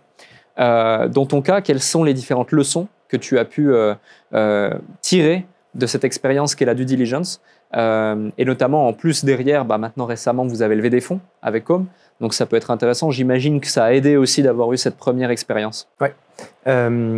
Le premier conseil que je donne à un entrepreneur qui se projette dans le temps et qui se dit qu'il veut revendre sa boîte, c'est de partir sur des fondamentaux qui sont sains pour ta structure. Ça paraît un peu évident, mais en fait, quand tu as une phase de due deal, donc on regarde tout. Et quand tu regardes tout, c'est vraiment tout. C'est est-ce que tes contrats cadres sont correctement orchestrés? Est-ce que tes salaires sont bien en adéquation avec tes statuts cadres? Est-ce que tu as bien les mutuelles? Est-ce que tu as bien ton CE? En fait, je te donne quelques détails, mais quand tu les cumules, ça fait énormément de choses. Et quand tu as des bases qui ne sont pas forcément très saines et qu'au bout de 3 ou 4 ans, tu dis en fait, il faut que je recline tout, ça te demande un effort de temps qui est astronomique. Et nous, il s'avère que tout n'était pas au plus clean. Et donc, on a dû remettre la main dans le cambouis de ouf, ce qui fait que ça nous a fait perdre beaucoup de temps et nous a défocus encore plus. Un autre retour d'expérience de cette due deal, c'est que, en règle générale, dans notre écosystème, en tout cas d'une boîte, une agence du service, c'est que tu fais un multiple d'EBITDA, donc le résultat net. C'est vraiment ce qui doit driver ton focus en tant qu'entrepreneur. C'est est-ce que je dégage de la marge nette? Parce que on a terminé, j'ai le sentiment qu'on a terminé avec cet argent un petit peu accessible à une grandeur un peu folle, tu vois, où on lève des millions à des multiples de fous. Là, il y a une tendance marché qui fait qu'on revoit un petit peu à la baisse tout ça et qu'on se refocus sur des boîtes qui sont rentables, qui sont saines et qui crachent vraiment de l'argent. Et donc, le fait d'être rentable et d'avoir de l'EBITDA, ça montre une santé de boîte qui est importante. Et donc, ton rachat, il est en adéquation avec ton EBITDA. En règle générale, tu fais un multiple. C'est entre x6 et x12 en fonction des industries. Et ce qui a fait que nous, on est allé au plus haut du multiple, c'est parce qu'on a un bel EBITDA, on fait aux alentours de 25%, ce qui est bien, mais c'est aussi parce qu'on a une vraie sexiness de marque. On a en fait créé tellement de contenu cool autour de notre marque, on a créé une marque qui fait que ça a eu de la valeur en fait dans le rachat. Et je pense que dans du service, il faut se focus sur les chiffres et le financier purement, mais ne pas négliger la traction de ta marque, parce qu'en fait, c'est un truc qui a vraiment de la valeur pour un acquéreur, en tout cas nous dans notre cas. Donc je pense que travailler son image de marque, c'est hyper important. Je suis une agence de communication, donc après forcément je pousse à ça, mais ça a eu vraiment son impact. Et le dernier point, c'est de ne pas négliger l'accompagnement dans une due deal.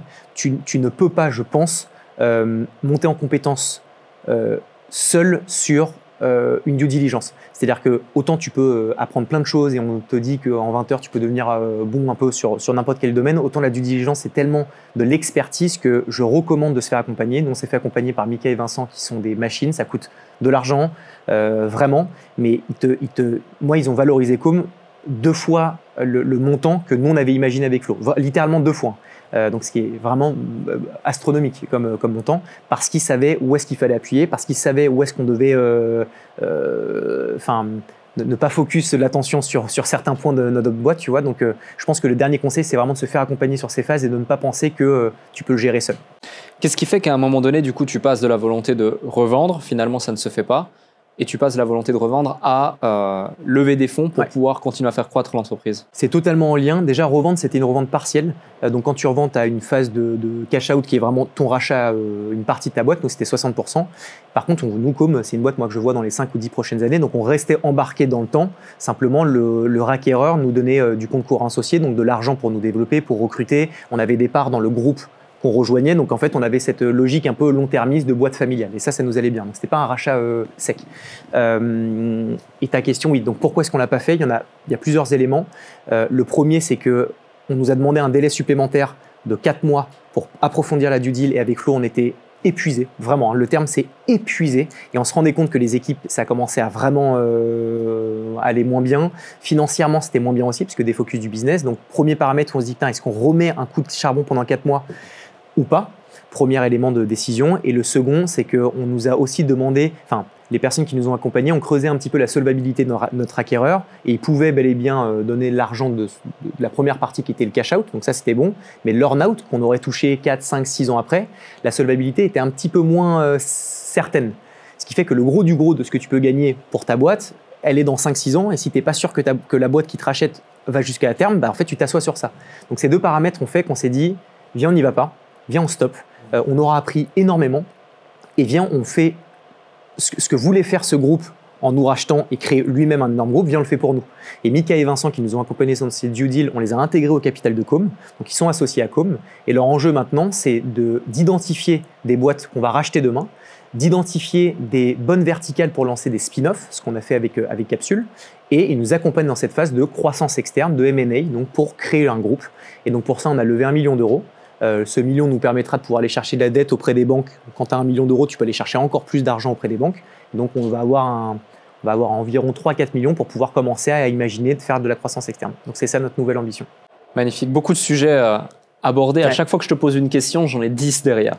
Y a un point qui est extrêmement intéressant, c'est que tu mets en lumière le fait que beaucoup d'entrepreneurs... Alors, tu l'as pas exprimé comme ça, mais avec ma grille de lecture, j'ai envie de le partager à celles et ceux qui nous écoutent. Lorsque tu penses avoir l'opportunité de pouvoir revendre ta boîte et que tu fais une due deal et que tu vas éventuellement le faire avec ce système d'earn-out et autres, souvent donc, tu vas prendre un ticket directement.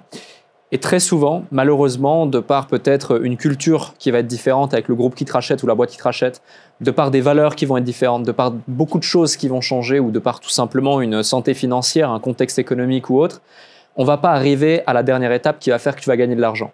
Et du coup, tu te retrouves dans une situation où sur le papier, au départ, il y a de ça 1 an, 2 ans, 3 ans, tu vendais ta boîte à un super prix et tu avais l'opportunité de ta vie, dans 1 an, 2 ans, 3 ans, de par le recul que tu n'as pas eu et des choses que tu n'as pas anticipées, tu viens de tuer ton projet, tu viens de tuer ta boîte et tu as juste pris un chèque à un moment donné, mais par contre, c'est fini pour toi et du coup, tu dois recréer une autre boîte. Et le nombre d'entrepreneurs qui n'en parlent pas dans ce type de format, mais que j'ai pu voir, j'ai pu accompagner ou même que j'ai côtoyé ou que je côtoie, il y en a beaucoup. Il y en a beaucoup plus même qu'on ne le pense. Et donc, j'invite celles et ceux qui nous écoutent justement à faire très attention à ces phases de due deal, de revente, de M&A, de croissance externe aussi. Il y a plein d'enjeux à prendre en considération. Donc, le fait que vous soyez désormais accompagné par des professionnels du domaine qui soient rentrés au capital et qui a un intérêt qui est commun, je trouve que c'est une bonne chose. Je trouve que c'est une bonne chose. Ouais. C'est clair. Je peux que être d'accord parce que c'est vraiment le choix qu'on a pris et vraiment sur cette phase de due deal et de revente, vraiment faire très attention au contrat parce qu'une virgule près peut tout changer et se focus dans un premier temps au cash out et non pas à l'earn out parce que on te met des objectifs parfois qui sont inatteignables et donc en fait tu ne prends qu'une partie du deal global, donc c'est important. Tu dis une virgule peut tout changer, mais je confirme, une virgule peut tout changer parce que en droit il y a le fameux sujet à interprétation. Et du coup, dès lors que c'est sujet à interprétation ou autre, à cause de la virgule qui était là ou qui n'était pas là, ça peut être problématique. Totalement. Un autre concept sur lequel j'ai envie de rebondir, c'est la fameuse famille versus l'équipe de sport. Oui. Le recrutement, c'est capital. Tu le sais, du coup, avant, tu étais dans une boîte de recrutement, tu as créé une boîte de recrutement, vous avez recruté assez rapidement aussi chez Com. Il y avait un choix au départ de prendre des talents relativement juniors, peut-être aussi dans une dynamique de réduction des coûts et puis de proximité avec les équipes, etc. Par la suite, eh bien, vous vous êtes rendu compte qu'il fallait avoir une certaine seniorité. Donc, certes, ce sont des talents qui sont un petit peu plus chers, peut-être un petit peu plus compliqués à trouver, une culture différente à devoir instaurer. Mais ce simple concept déjà de famille versus équipe de sport, ça fait partie de la culture aussi. Est-ce que tu peux développer ce concept et est-ce qu'il y en a d'autres qui ont fait la solidité aujourd'hui de l'équipe de Com? Ouais, alors pour commencer, pour la différence entre famille et équipe de sport, en fait, c'est une nuance près, mais qui change drastiquement le concept. C'est que la famille, tu pleures ensemble sur tes réussites, tu pleures ensemble sur tes défaites, tu partages tout. Et si tu es moins bon dans la famille, eh ben, tu es quand même soudé parce que tu es une famille. Et peu importe si tu es bon ou pas bon, on est une famille. Là où je ne trouve que ça colle pas par rapport à un modèle de boîte qui cherche de la croissance, c'est qu'il faut être une équipe de sport, donc c'est garder les mêmes valeurs, c'est pleurer ensemble, c'est rigoler ensemble, c'est partager les victoires, partager les défaites. Par contre, si à un moment donné, tu es moins bon, et je ne te parle pas de une fois, bien sûr, mais si tu n'arrives plus à prendre le coche, eh ben en fait, c'est que tu n'as t'as plus tu ne dois plus rester dans la boîte, tu vois. C'est un peu comme un club de sport, en fait. Club de sport, tu peux recruter un attaquant. S'il est très bon une saison, génial. S'il est moins bon la deuxième, tu te poses des questions. À la troisième, il y a un moment où tu vas le changer. Et en fait, ça, c'est la logique que je donne toujours chez Com, qui est la logique du 80-20. C'est qu'en fait, il faut prendre 20% de décisions compliquées pour agrémenter ces 80% qui sont la grande globalité. Donc parfois, il faut se faire mal, il faut prendre des décisions compliquées en disant bah ouais, cette personne est moins bonne, ouais, t'as créé de l'affection, ouais, c'est un mec ou une nana qui est là depuis le tout début, mais ça colle plus. Et si jamais on la garde, bah, ce 20%, ça va en fait impacter tout le 80% qui est en fait la grande majorité de la structure. Et ça, je pense que quand tu es entrepreneur, tu dois savoir prendre des décisions dures, parce que tu as une logique de devoir faire tourner ton bateau, et le bateau, c'est le 80%, et c'est ce sur quoi tu dois te focus. Et je trouve que cette nuance entre la famille et l'équipe de sport, elle se tient, même si elle est dure, honnêtement, à appliquer, parce que quand tu es une petite boîte comme nous, de 35 personnes, tu fais des apéros ensemble, tu as plus ou moins le même âge, tu partages des trucs, donc tout de suite, tu crées des liens qui font que tu peux vaciller entre la famille et l'équipe de sport. Mais là, vraiment, on s'est dit avec Flo que de la même manière que la manière dont on a managé il fut un temps, il faut qu'on arrive à créer ce changement de position et d'assumer le fait qu'il y aura du turnover, d'assumer le fait que des talents, ça vient et ça part. Et ça, c'est vraiment un truc qu'il faut normaliser. Parce qu'on a vraiment l'impression de se dire que si quelqu'un part, c'est que ta boîte tout de suite est merdique ou que tu as fait quelque chose de mal. Mais en fait, non, c'est juste la vie qui fait que ouais, ça va, ça vient. Et ça, c'est un des premiers points de la culture. Peut-être deux points que je peux donner en conseil pour des entrepreneurs qui ont des équipes et qui marchent très bien pour le coup chez Com, c'est d'être attentif à ce qu'attendent vos équipes en dehors du prisme du travail. On a mis en place, nous, un événement qu'on fait une fois par mois qui s'appelle le Monday Morning Talk. On demande à main levée aux équipes quels sont les sujets en dehors des sujets business qu'ils ont envie de traiter, sur lesquels ils ont envie de monter en compétences. Là, tu vois, typiquement, on a fait venir quelqu'un qui nous a dit comment est-ce qu'on peut investir à partir de 50 €. C'était juste ça. Donc, on a fait venir un expert qui est venu au bureau, qui a passé 2 heures avec les équipes et qui les a fait monter en compétences. Ça n'a rien à voir avec les sujets com, mais simplement, c'est avoir de l'attention pour tes équipes.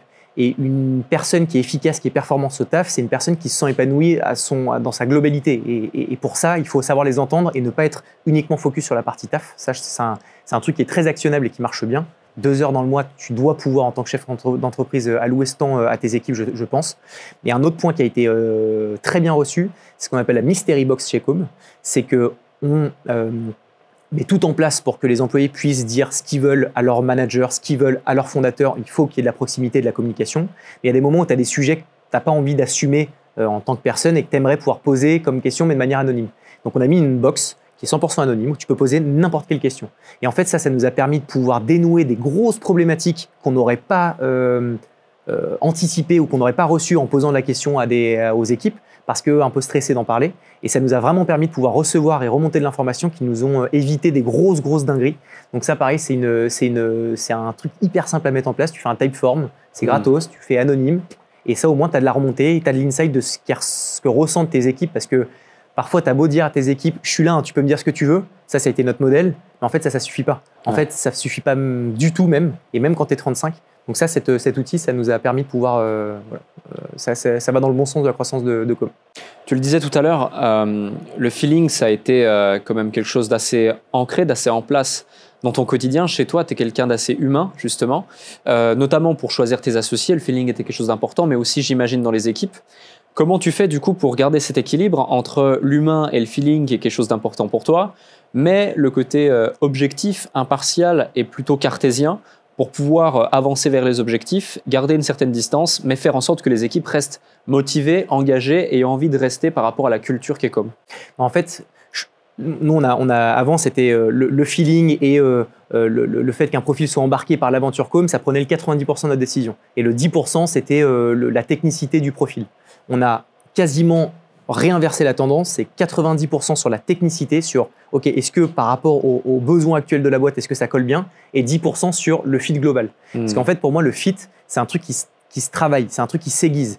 Quelqu'un qui va réussir à s'intégrer dans ta structure et dans la culture que tu as amenée dans ta boîte, c'est que c'est quelqu'un qui aura l'agilité de pouvoir s'adapter. Par contre, quelqu'un qui n'a pas les compétences, qui arrive dans une boîte et tu dois lui faire atteindre le bon niveau d'expertise, c'est un temps monumental. Ça coûte très cher. Ça coûte très cher et honnêtement, c'est un temps qu'on n'a pas aujourd'hui. J'aimerais, et c'est vraiment dans nos objectifs avec Flo, avoir du temps de pouvoir faire monter beaucoup plus en compétences les équipes. Mais c'est un asset, une ressource c'est une denrée rare, le temps, c'est un truc de ouf.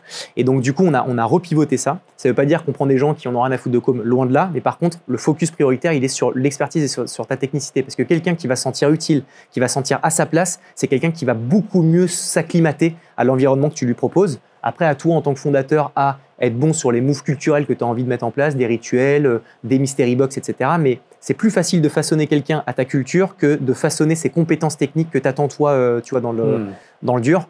Et trop d'expériences ont fait que des gens qui étaient fans de Com, qui nous ont dit « mais putain, mais je suis fan, je vous aime trop, je vous suis depuis le début », c'est séduisant. Mais au final, au bout d'un mois, 2 mois, 3 mois, 5 mois, 6 mois, quand le folklore s'arrête un peu, et que en fait, ce que tu regardes, c'est la performance et que c'est pas au niveau, en fait, ça crée des déchirements.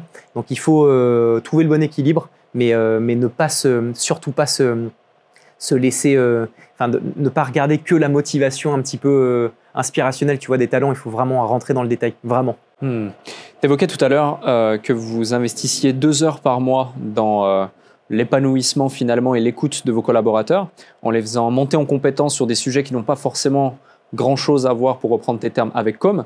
Au niveau des compétences, quels sont les rituels ou les choses que vous avez mis en place pour faire monter en compétence vos collaborateurs? Parce que quand bien même ils ont des compétences et ce sont déjà des talents au moment où ils signent chez vous, on est dans une industrie qui évolue constamment. On le voit notamment avec l'IA, les mises à jour de nouveaux outils. C'est juste un truc de dingue, l'évolution et la rapidité à laquelle les choses évoluent, ne serait-ce que d'un point de vue technologique. Est-ce que c'est un enjeu, un challenge pour vous dans cette industrie que de les faire monter constamment en compétences et quel est le degré d'importance lié à ça? Ce serait une absurdité de ne pas le faire dans notre environnement qui, tu l'as parfaitement dit, évolue toutes les semaines. Donc en fait, ce serait handicapant de ne pas le faire. Donc il faut le faire stratégiquement. Donc en gros, on a un outil sur lequel on peut traquer le temps que passent nos équipes sur des sujets et le niveau d'occupation. Et en fait, dans ces temps qu'on alloue, on alloue des projets clients, mais on alloue aussi des temps pour faire de la veille, pour faire du bench, pour monter en compétences, pour tester des outils. Donc en fait, c'est un truc qui se plug de la même manière qu'on plug un projet client. Ça fait partie des missions et c'est un truc qui est hyper bien reçu par les équipes puisque tu sors un petit peu du spectre 100% lié à Com, au projet client. Tu montes en compétence toi, mais en fait, c'est bénéfique pour toi et pour Com. Donc ça, c'est un truc qu'on a mis en place qui marche bien. Et peut-être, je voulais juste revenir sur un truc lié à la culture en 2 secondes. Je me suis juste rendu aussi compte d'un truc, c'est que la norme devenait norme, quoi qu'il arrive.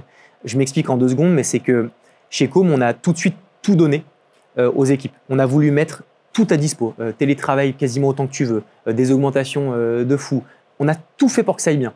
Et en fait, je me suis rendu compte que c'était aussi un cadeau empoisonné parce que ça avait créé ça avait créé en fait des enfants gâtés parfois, où en fait, comme ils ont tout à dispo et que tout va toujours bien et qu'on essaie de tout faire pour que ça aille bien, quand ça va pas, en fait, c'est là-dessus que tu mets ton focus en disant « mais attends, mais what the fuck, ça je comprends pas pourquoi est-ce qu'il y a ça, c'est une folie ».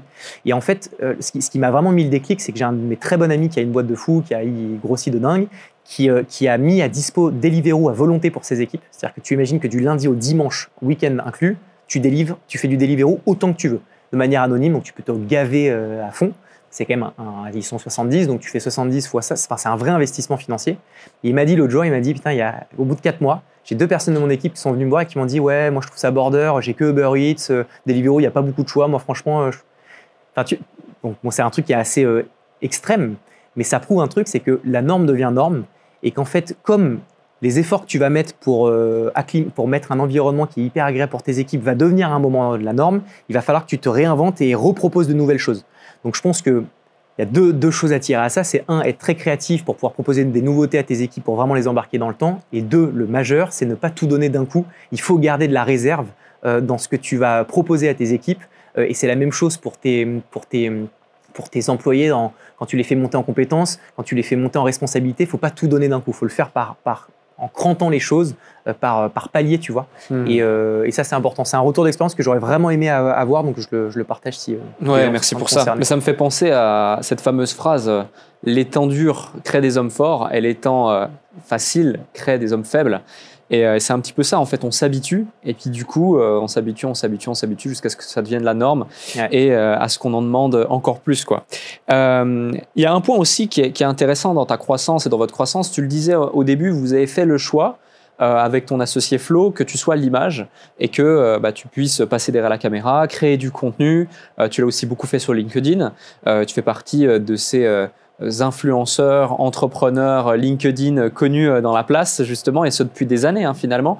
Dans quelle mesure ton personal branding a été un atout, justement, pour Com, et à quel moment, finalement, parce que la réponse, je la connais, on la connaît, ça a été un réel atout, et on va voir surtout dans quelle mesure, mais à quel moment tu as pris conscience de ça? Parce que c'est un move que peu de gens ont osé faire, qu'il a fallu faire et qu'il fallait faire, je pense même, il y a de ça quelques années, même s'il n'est jamais trop tard pour le faire. Mais je pense que c'est un vrai asset ce que vous avez créé là. Et notamment LinkedIn, mais le fait d'avoir créé du contenu autour de nous, c'est un des top 3 des éléments différenciants de Com et qui a fait qu'on a réussi à avoir une croissance intéressante. Il y a eu encore une fois, je pense, un bon feeling. Donc, quand on décide de lancer Com avec Flo, offre à 1 000 €, on se dit plutôt que de dire ce qu'on fait sur les réseaux en disant Com vous propose des services à 1 000 €, pas très accessibles, etc. On s'est dit, viens, on crée le contenu qu'on va proposer à nos clients pour nous-mêmes. Donc, ça nous permettra, en fait, plus que de parler, de montrer la valeur créée. Donc, on s'est aussi dit que de prendre parole face caméra, ça avait une certaine forme de différenciation. Une des vidéos qui m'a le plus inspiré, c'est la vidéo Dollar Shave Club. Je ne sais pas si tu vois, à l'ancienne, c'était une marque de rasoir qui était revendue 1 milliard d'euros, où un mec, face cam, incarne sa boîte. C'était un truc d'il y a 10 ans et ça a été 100% une inspiration pour Com. On s'est dit, viens, on fait un truc comme ça parce que ça me parle, ça nous fait sourire, c'est un truc qui fonctionnera certainement dans le temps. Donc, on fait la vidéo dans les mêmes codes. Elle n'est pas parfaite, mais elle coûte 1 000 €, fun, gaulerie, machin. Et là, on se dit au moment de la diffusion, on la met sur nos réseaux un peu évidents, Insta, Facebook et autres, et on se dit, viens, on la met sur LinkedIn. Parce que sur LinkedIn, c'était il y a 4 ans, donc c'était pas vraiment le LinkedIn d'aujourd'hui. C'était encore très, très costard-cravate, je cherche mon stage de fin d'études et that's it. Et on se dit, viens, on le met dessus, c'est hyper créatif. Au pire, ça passe inaperçu. Au mieux, ça fait un petit effet et puis c'est cool, parce que c'est différenciant. Viens, on le teste. On poste la vidéo sur LinkedIn. Le lendemain, je me retrouve avec je ne sais pas combien de likes et de vues sur LinkedIn alors que j'avais 12 amis dont ma mère et mon cousin. Enfin, j'avais rien, je ne m'étais jamais servi de LinkedIn. Et en fait, la vidéo fait un buzz monumental. Je crois qu'on fait à peu près 150 ou 200 000 vues il y a 4 ans sur une vidéo. C'était, je pense, un équivalent d'1 million sur YouTube, peut-être, je ne sais pas, mais c'était vraiment costaud. Et là, on se fait submerger de demandes, littéralement submerger de demandes. Et donc, on se dit, OK, on tient un truc à la fois dans le business model de Com et l'axe différenciant d'incarner la structure et le réseau sur lequel on doit capitaliser 100% de nos efforts. Et je me rappelais encore de Louis et de Merci Andy qui avaient eu le feeling d'aller sur TikTok quand tout le monde disait c'est un petit truc de jeune, mais qu'est-ce qui branle là-dessus. Au final, il a réussi à être précurseur sur ce réseau. Il est devenu un GOAT sur TikTok. Nous, on l'a fait un petit peu sur LinkedIn. On a été précurseur, donc on a eu beaucoup plus de facilité pour se créer une audience puisqu'on était un petit peu seul. Et donc, en fait, ça a été un hack de démarrage qui fait qu'on a de l'avance par rapport à nos concurrents qui essaient de se mettre sur LinkedIn aujourd'hui, mais sur lequel c'est quand même plus compliqué de faire de la diff. Donc, nous, en fait, on a capitalisé dessus et on a mis 90% de nos efforts. Maintenant, on essaie de diversifier un petit peu les autres réseaux parce qu'on ne sait pas de quoi demain est fait, si LinkedIn crash, si ça fonctionne moins bien. va falloir qu'on soit pas dépendant de ce réseau et qu'on puisse aller sur YouTube, sur de l'audio, etc. Mais LinkedIn a clairement été un game changer et le fait d'incarner la structure aussi. Et je termine là-dessus, mais je pense que d'incarner sa boîte, c'est très bien au début parce que je trouve que ça fait un peu start-up quand même que de prendre la parole face cam et autres. Je pense que tu peux incarner ta boîte pendant 15 ans, sauf qu'il faut simplement faire évoluer ta stratégie et non plus faire que des petits face-cam gauleries. Il faut savoir prendre un petit peu de recul, être créatif, être novateur et peut-être un peu moins visible parfois. Il faut savoir vraiment évoluer avec les tendances et avec les envies du marché. Mais en tout cas, le personal branding et les marques médias, j'y crois dur comme fer. Et c'est d'ailleurs pour ça qu'on a lancé notre première spin-off qui s'appelle Capsule, qui est vraiment dédiée à la création de personal branding, puisque aux États-Unis, ça explose avec les Alex Hormozy, etc., qui créent une telle audience que peu importe les marques, les boîtes qui vont lancer demain, tu auras en fait déjà une audience réceptive parce qu'elles se sont accroché non pas à la boîte, mais à la personne, qui fait que tu as un hack à vie, tu vois, pour n'importe quelle structure que tu voudras lancer, quoi.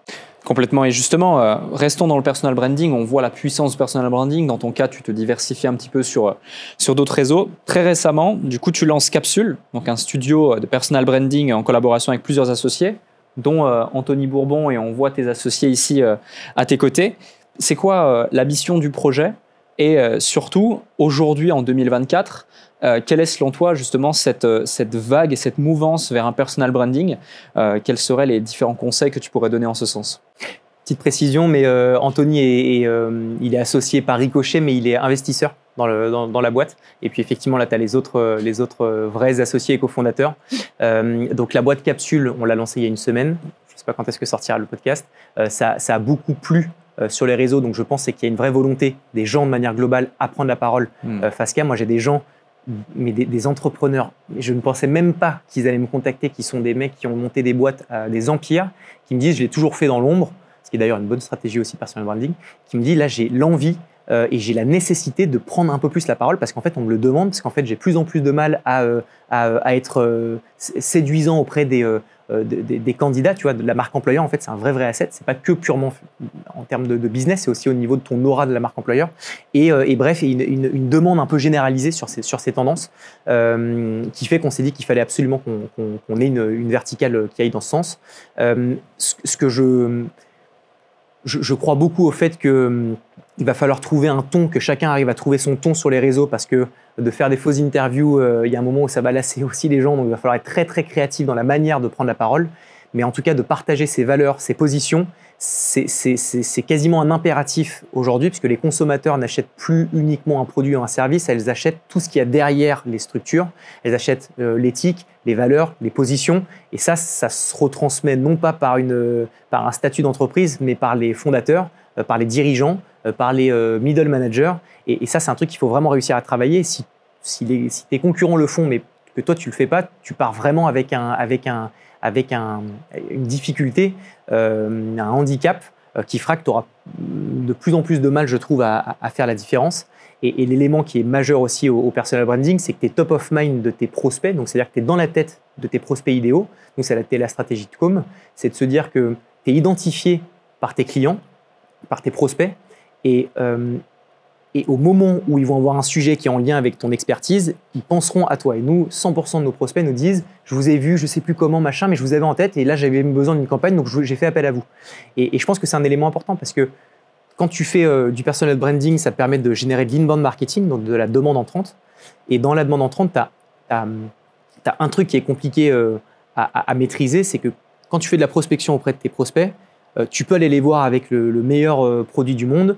C'est peut-être pas parfois le bon momentum, le bon timing, et donc c'est compliqué pour toi d'arriver et de faire mouche directe. À l'inverse, le personal branding et la marque et travailler ton inbound marketing, ça te permet d'être visible régulièrement et que ton prospect, quand lui sait que c'est le bon moment et le bon timing, fasse appel à toi. Et en fait, ça, c'est un hack un hack de différenciation qui est hyper notable. Ouais. Et je termine par ça en se disant, c'est un peu de la même manière, tu vois, pour moi, entre l'outbound et l'inbound, c'est que si tu vends des chocolats et que tu toques à la porte de quelqu'un que tu connais pas, que tu dis bonjour, vous voulez mes chocolats, tu as peu de chances que le mec t'achète ton chocolat. Par contre, si la personne vient te voir en disant je t'ai déjà vu vendre du chocolat, je suis chaud d'en acheter maintenant parce qu'il y a les périodes de Noël, en fait, tu as beaucoup plus de chances de vendre ton chocolat. Donc, je pense que de travailler ton inbound et ton outbound, c'est important et ça passe par le personal branding. Complètement d'accord. Et il y a un point aussi que je rajoute, c'est que les gens ont déjà confiance en toi. Tu élèves ton niveau de confiance et de trust que les gens t'accordent en plus du fait de préparer le terrain et le moment parfait avec le fameux timing de « j'en ai besoin maintenant, est-ce que tu en as pour moi ?»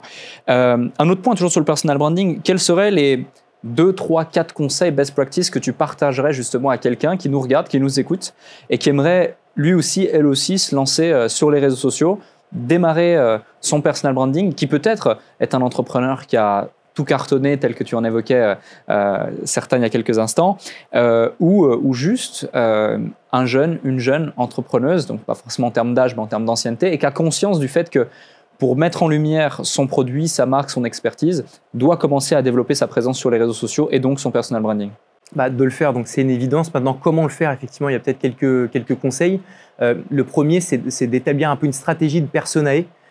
C'est juste ne pas se dire ok, je prends la parole et puis j'espère que ça fonctionnera. C'est vraiment de se dire ok, comment je veux être perçu par mon audience, quel est le personnage que je vais incarner. Est-ce que je suis quelqu'un qui va être plutôt drôle, est-ce que je suis quelqu'un qui va être plutôt sérieux, est-ce que je suis quelqu'un qui va poster régulièrement ou pas. Et en fait ça permet de construire un petit peu son guide, son tableau de bord pour les gros prochains mois. Et c'est important de bien le comprendre pour pouvoir avoir une vision qui va être similaire au jour 1 jusqu'à l'année 1. Parce que quand quelqu'un te suit, si tu vas sur YouTube et que tu suis un mec qui fait de la cuisine, tu as envie, quand tu es sur sa page, qu'il te parle de cuisine. S'il commence à te parler à un moment d'agriculture, tu vas dire, enfin, peut-être pas d'ailleurs le bon truc, mais bon, bref, tu vois, je sais pas, de bijouterie, tu vas dire, mais c'est pas pour ça que je suis venu te voir. Donc ça, c'est bien de comprendre ce sur quoi tu vas prendre la parole. Le deuxième point, c'est de focus son effort sur les premières secondes des contenus que tu vas créer, ce qu'on appelle le scroll stopper. La réussite d'un contenu, c'est les 2-3 premières secondes. C'est là où tu vas capter l'attention. Tu as un flux tellement énormissime de contenu à profusion que de faire la diff, c'est chaud. Donc, ce qui fera la diff, c'est vraiment que tu arrives à happer et à catcher l'attention. Donc, centraliser son effort dessus, sur ces premières secondes. Petite parenthèse, que ce soit en vidéo, mais aussi à l'écrit. Parce que beaucoup de gens pensent que ça ne concerne que la vidéo, ce scroll stopper, mais à l'écrit, ta première phrase, ton accroche, ton intrigue et le fait de donner envie de lire la suite, ça joue aussi un rôle. 80% du succès d'un post. Tu le sais, LinkedIn, pareil, c'est vraiment ça sur quoi il faut capitaliser. Un autre conseil, c'est vraiment de voir ça dans le temps. Trop de personnes s'arrêtent au bout d'une semaine, 1 mois ou 2 mois en se disant mais je comprends pas, ça fonctionne pas. Tu vois, il y avait un chiffre, je ne sais plus si on avait déjà parlé, mais qui m'avait vachement bluffé, c'est que des personnes qui lancent des podcasts. 21. De quoi? 21 podcasts. Avant que ça fonctionne. En complément de ça, c'est tu as 80% des gens qui lancent un podcast qui s'arrêtent au 3e épisode. Wow. Et donc en fait, c'est évident qu'il faut du temps, il faut de la résilience, il faut vraiment mettre la main à la pâte et avoir une vision un petit peu long-termiste pour se dire est-ce que j'ai le recul nécessaire et le temps nécessaire pour pouvoir me dire ok, ça fonctionne ou ça fonctionne pas. C'est pas d'ailleurs qu'il faut être entêté à faire toujours pareil et se dire ça marche ou ça marche pas, je continue. Il faut quand même être un peu agile pour voir comment réaxer certaines choses. Mais pour moi, créer du contenu de personal branding avant 4 mois, ça ne sert à rien de se poser des questions et il faut vraiment attendre au moins 4 mois de charbon. Donc la fréquence et la régularité, c'est clé.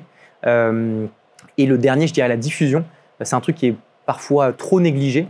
Moi, ça a été vraiment le cas pour Com. C'est qu'on fait des contenus qui sont bien pensés, des contenus qui sont bien produits, et après on le poste sur les réseaux, on se dit bon, ça va faire le taf. En fait, il faut vraiment travailler stratégiquement la diffusion, avoir de la régularité, d'un contenu de 10 minutes, en faire 75 contenus de 15 secondes, essayer d'A/B tester un petit peu tes débuts de contenu. Tu vois, là, si on parle que de vidéo, est-ce que ce qui marche le mieux, c'est quand tu es face cam ou est-ce que c'est un plan d'illustration ou est-ce que c'est quand tu fais des gestes à la caméra? C'est avoir un petit peu d'itération avant de trouver la recette un peu qui fonctionne le mieux par rapport à ton audience. Donc déjà, si tu prends en compte ces 4 conseils, à mon avis, tu pars avec plus de chances que d'autres qui n'appliquent pas ces conseils de pouvoir réussir ton personal branding. Complètement, je te rejoins. Je vais en rajouter 3. Le premier, ne vous lancez pas sur l'ensemble des réseaux d'un coup. Concentrez-vous sur un seul. Comme tu as fait d'ailleurs avec LinkedIn au départ, vous vous êtes dit « Ok, c'est là mon focus ». Le deuxième, cherchez à délivrer un maximum de valeur et ne vous inquiétez pas du fait de « si je délivre tout et si je donne tout, ils n'achèteront plus rien ». Ça, c'est une fausse croyance. Et le troisième, c'est n'essayez pas de vendre tout de suite. Tu parlais de 4 mois. Moi, je dirais même pendant 6 mois, délivre un maximum de valeur, crée une dette de réciprocité auprès de ton audience. Et ensuite, c'est eux-mêmes qui vont venir te demander si par hasard, ils pourraient bien acheter ce produit ou si tu aurais la solution à leur problématique. Un autre point, c'est qu'en juillet de l'année dernière, tu décides donc de te lancer dans la boxe. On va d'ailleurs regarder une petite vidéo qui va sûrement te parler. Ouh, ah oui.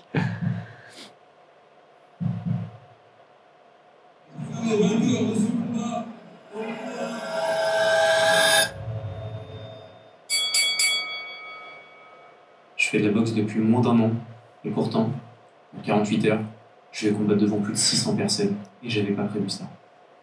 Ça, c'est un scroll stopper. Ça, c'est un scroll stopper, effectivement. Donc, le vendredi 15 décembre, tu fais ton premier combat que tu gagnes. Donc, félicitations. Merci. Donc, tu documentes l'intégralité sur YouTube, tu publies cette vidéo, effectivement. Pourquoi te lancer ce challenge, celui-ci spécifiquement? J'ai toujours eu l'envie d'avoir des challenges qui ne soient pas uniquement liés à mon parcours professionnel, mais aussi l'à côté. Et l'à côté, c'est le sport. On en a parlé, mon père m'a éduqué, je fais du sport depuis toujours. Et j'ai fait pas mal de karaté et j'ai fait beaucoup de fitness pendant un moment, pendant 3-4 ans. J'ai atteint un physique qui me plaisait pas mal. Et j'ai l'impression d'avoir atteint un peu un plafond de verre sur l'objectif que je m'étais fixé sur le fitness, sans prétention aucune.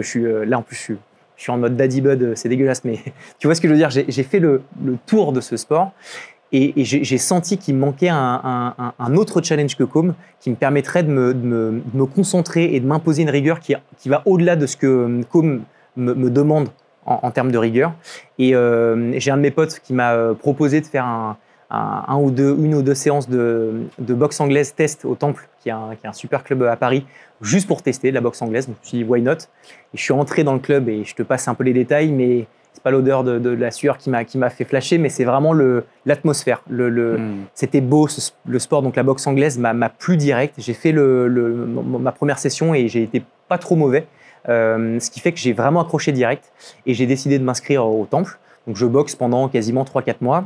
Et j'entends parler d'un fameux gala qui s'appelle le Gala du Temple Noblard, qui est un gala qui organise 1 ou 2 fois par an et qui est un combat de boxe amateur sur lequel tu combats devant 600 personnes et tu es vraiment en condition combat.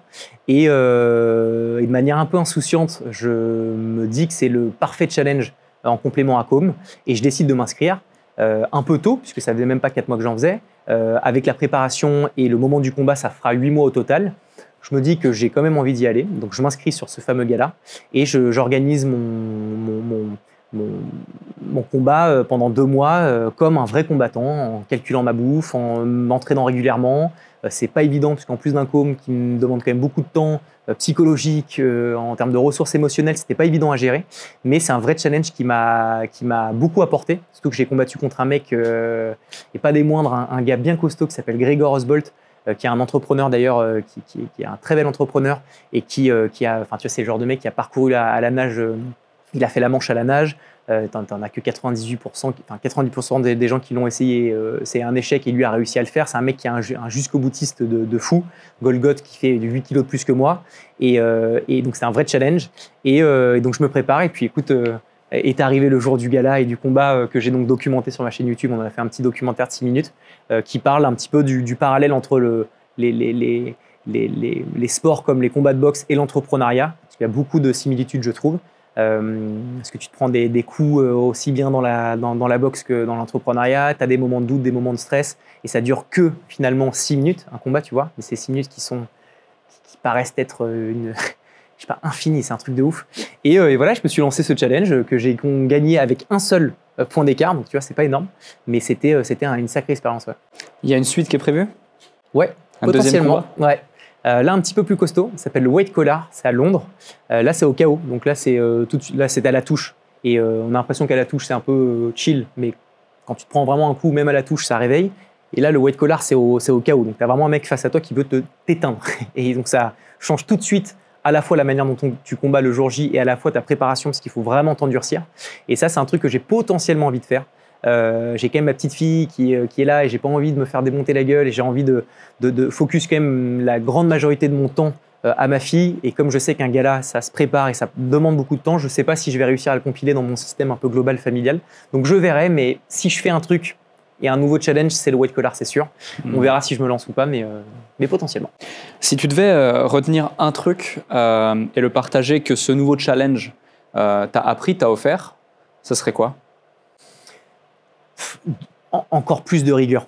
En vrai, la boxe, j'ai fait attention à ce que j'ai mangé. J'étais militaire dans la manière dont j'ai préparé le combat. Tu vois, je suis quand même pas sorti pendant 2 mois. J'ai bu 0 alcool, j'ai méga bien mangé. Et en fait, ça m'a apporté par ricochet à Com parce que encore plus de résilience, encore plus de structure dans ce que je fais, encore plus de recul aussi parce que j'ai ce tempérament, donc comme je te disais, un peu impulsif et le fait de me faire défoncer la gueule tous les jours à l'entraînement, ça calme un petit peu les ardeurs et puis ça permet de pouvoir évacuer aussi une certaine forme de stress. Et ça, pour moi, les sports de combat, pour les gens qui sont un peu impulsifs, je trouve que c'est le meilleur moyen du monde de pouvoir lâcher à un moment dans un cadre et pouvoir repartir plus sereinement, tu vois, dans ta vie pro d'à côté.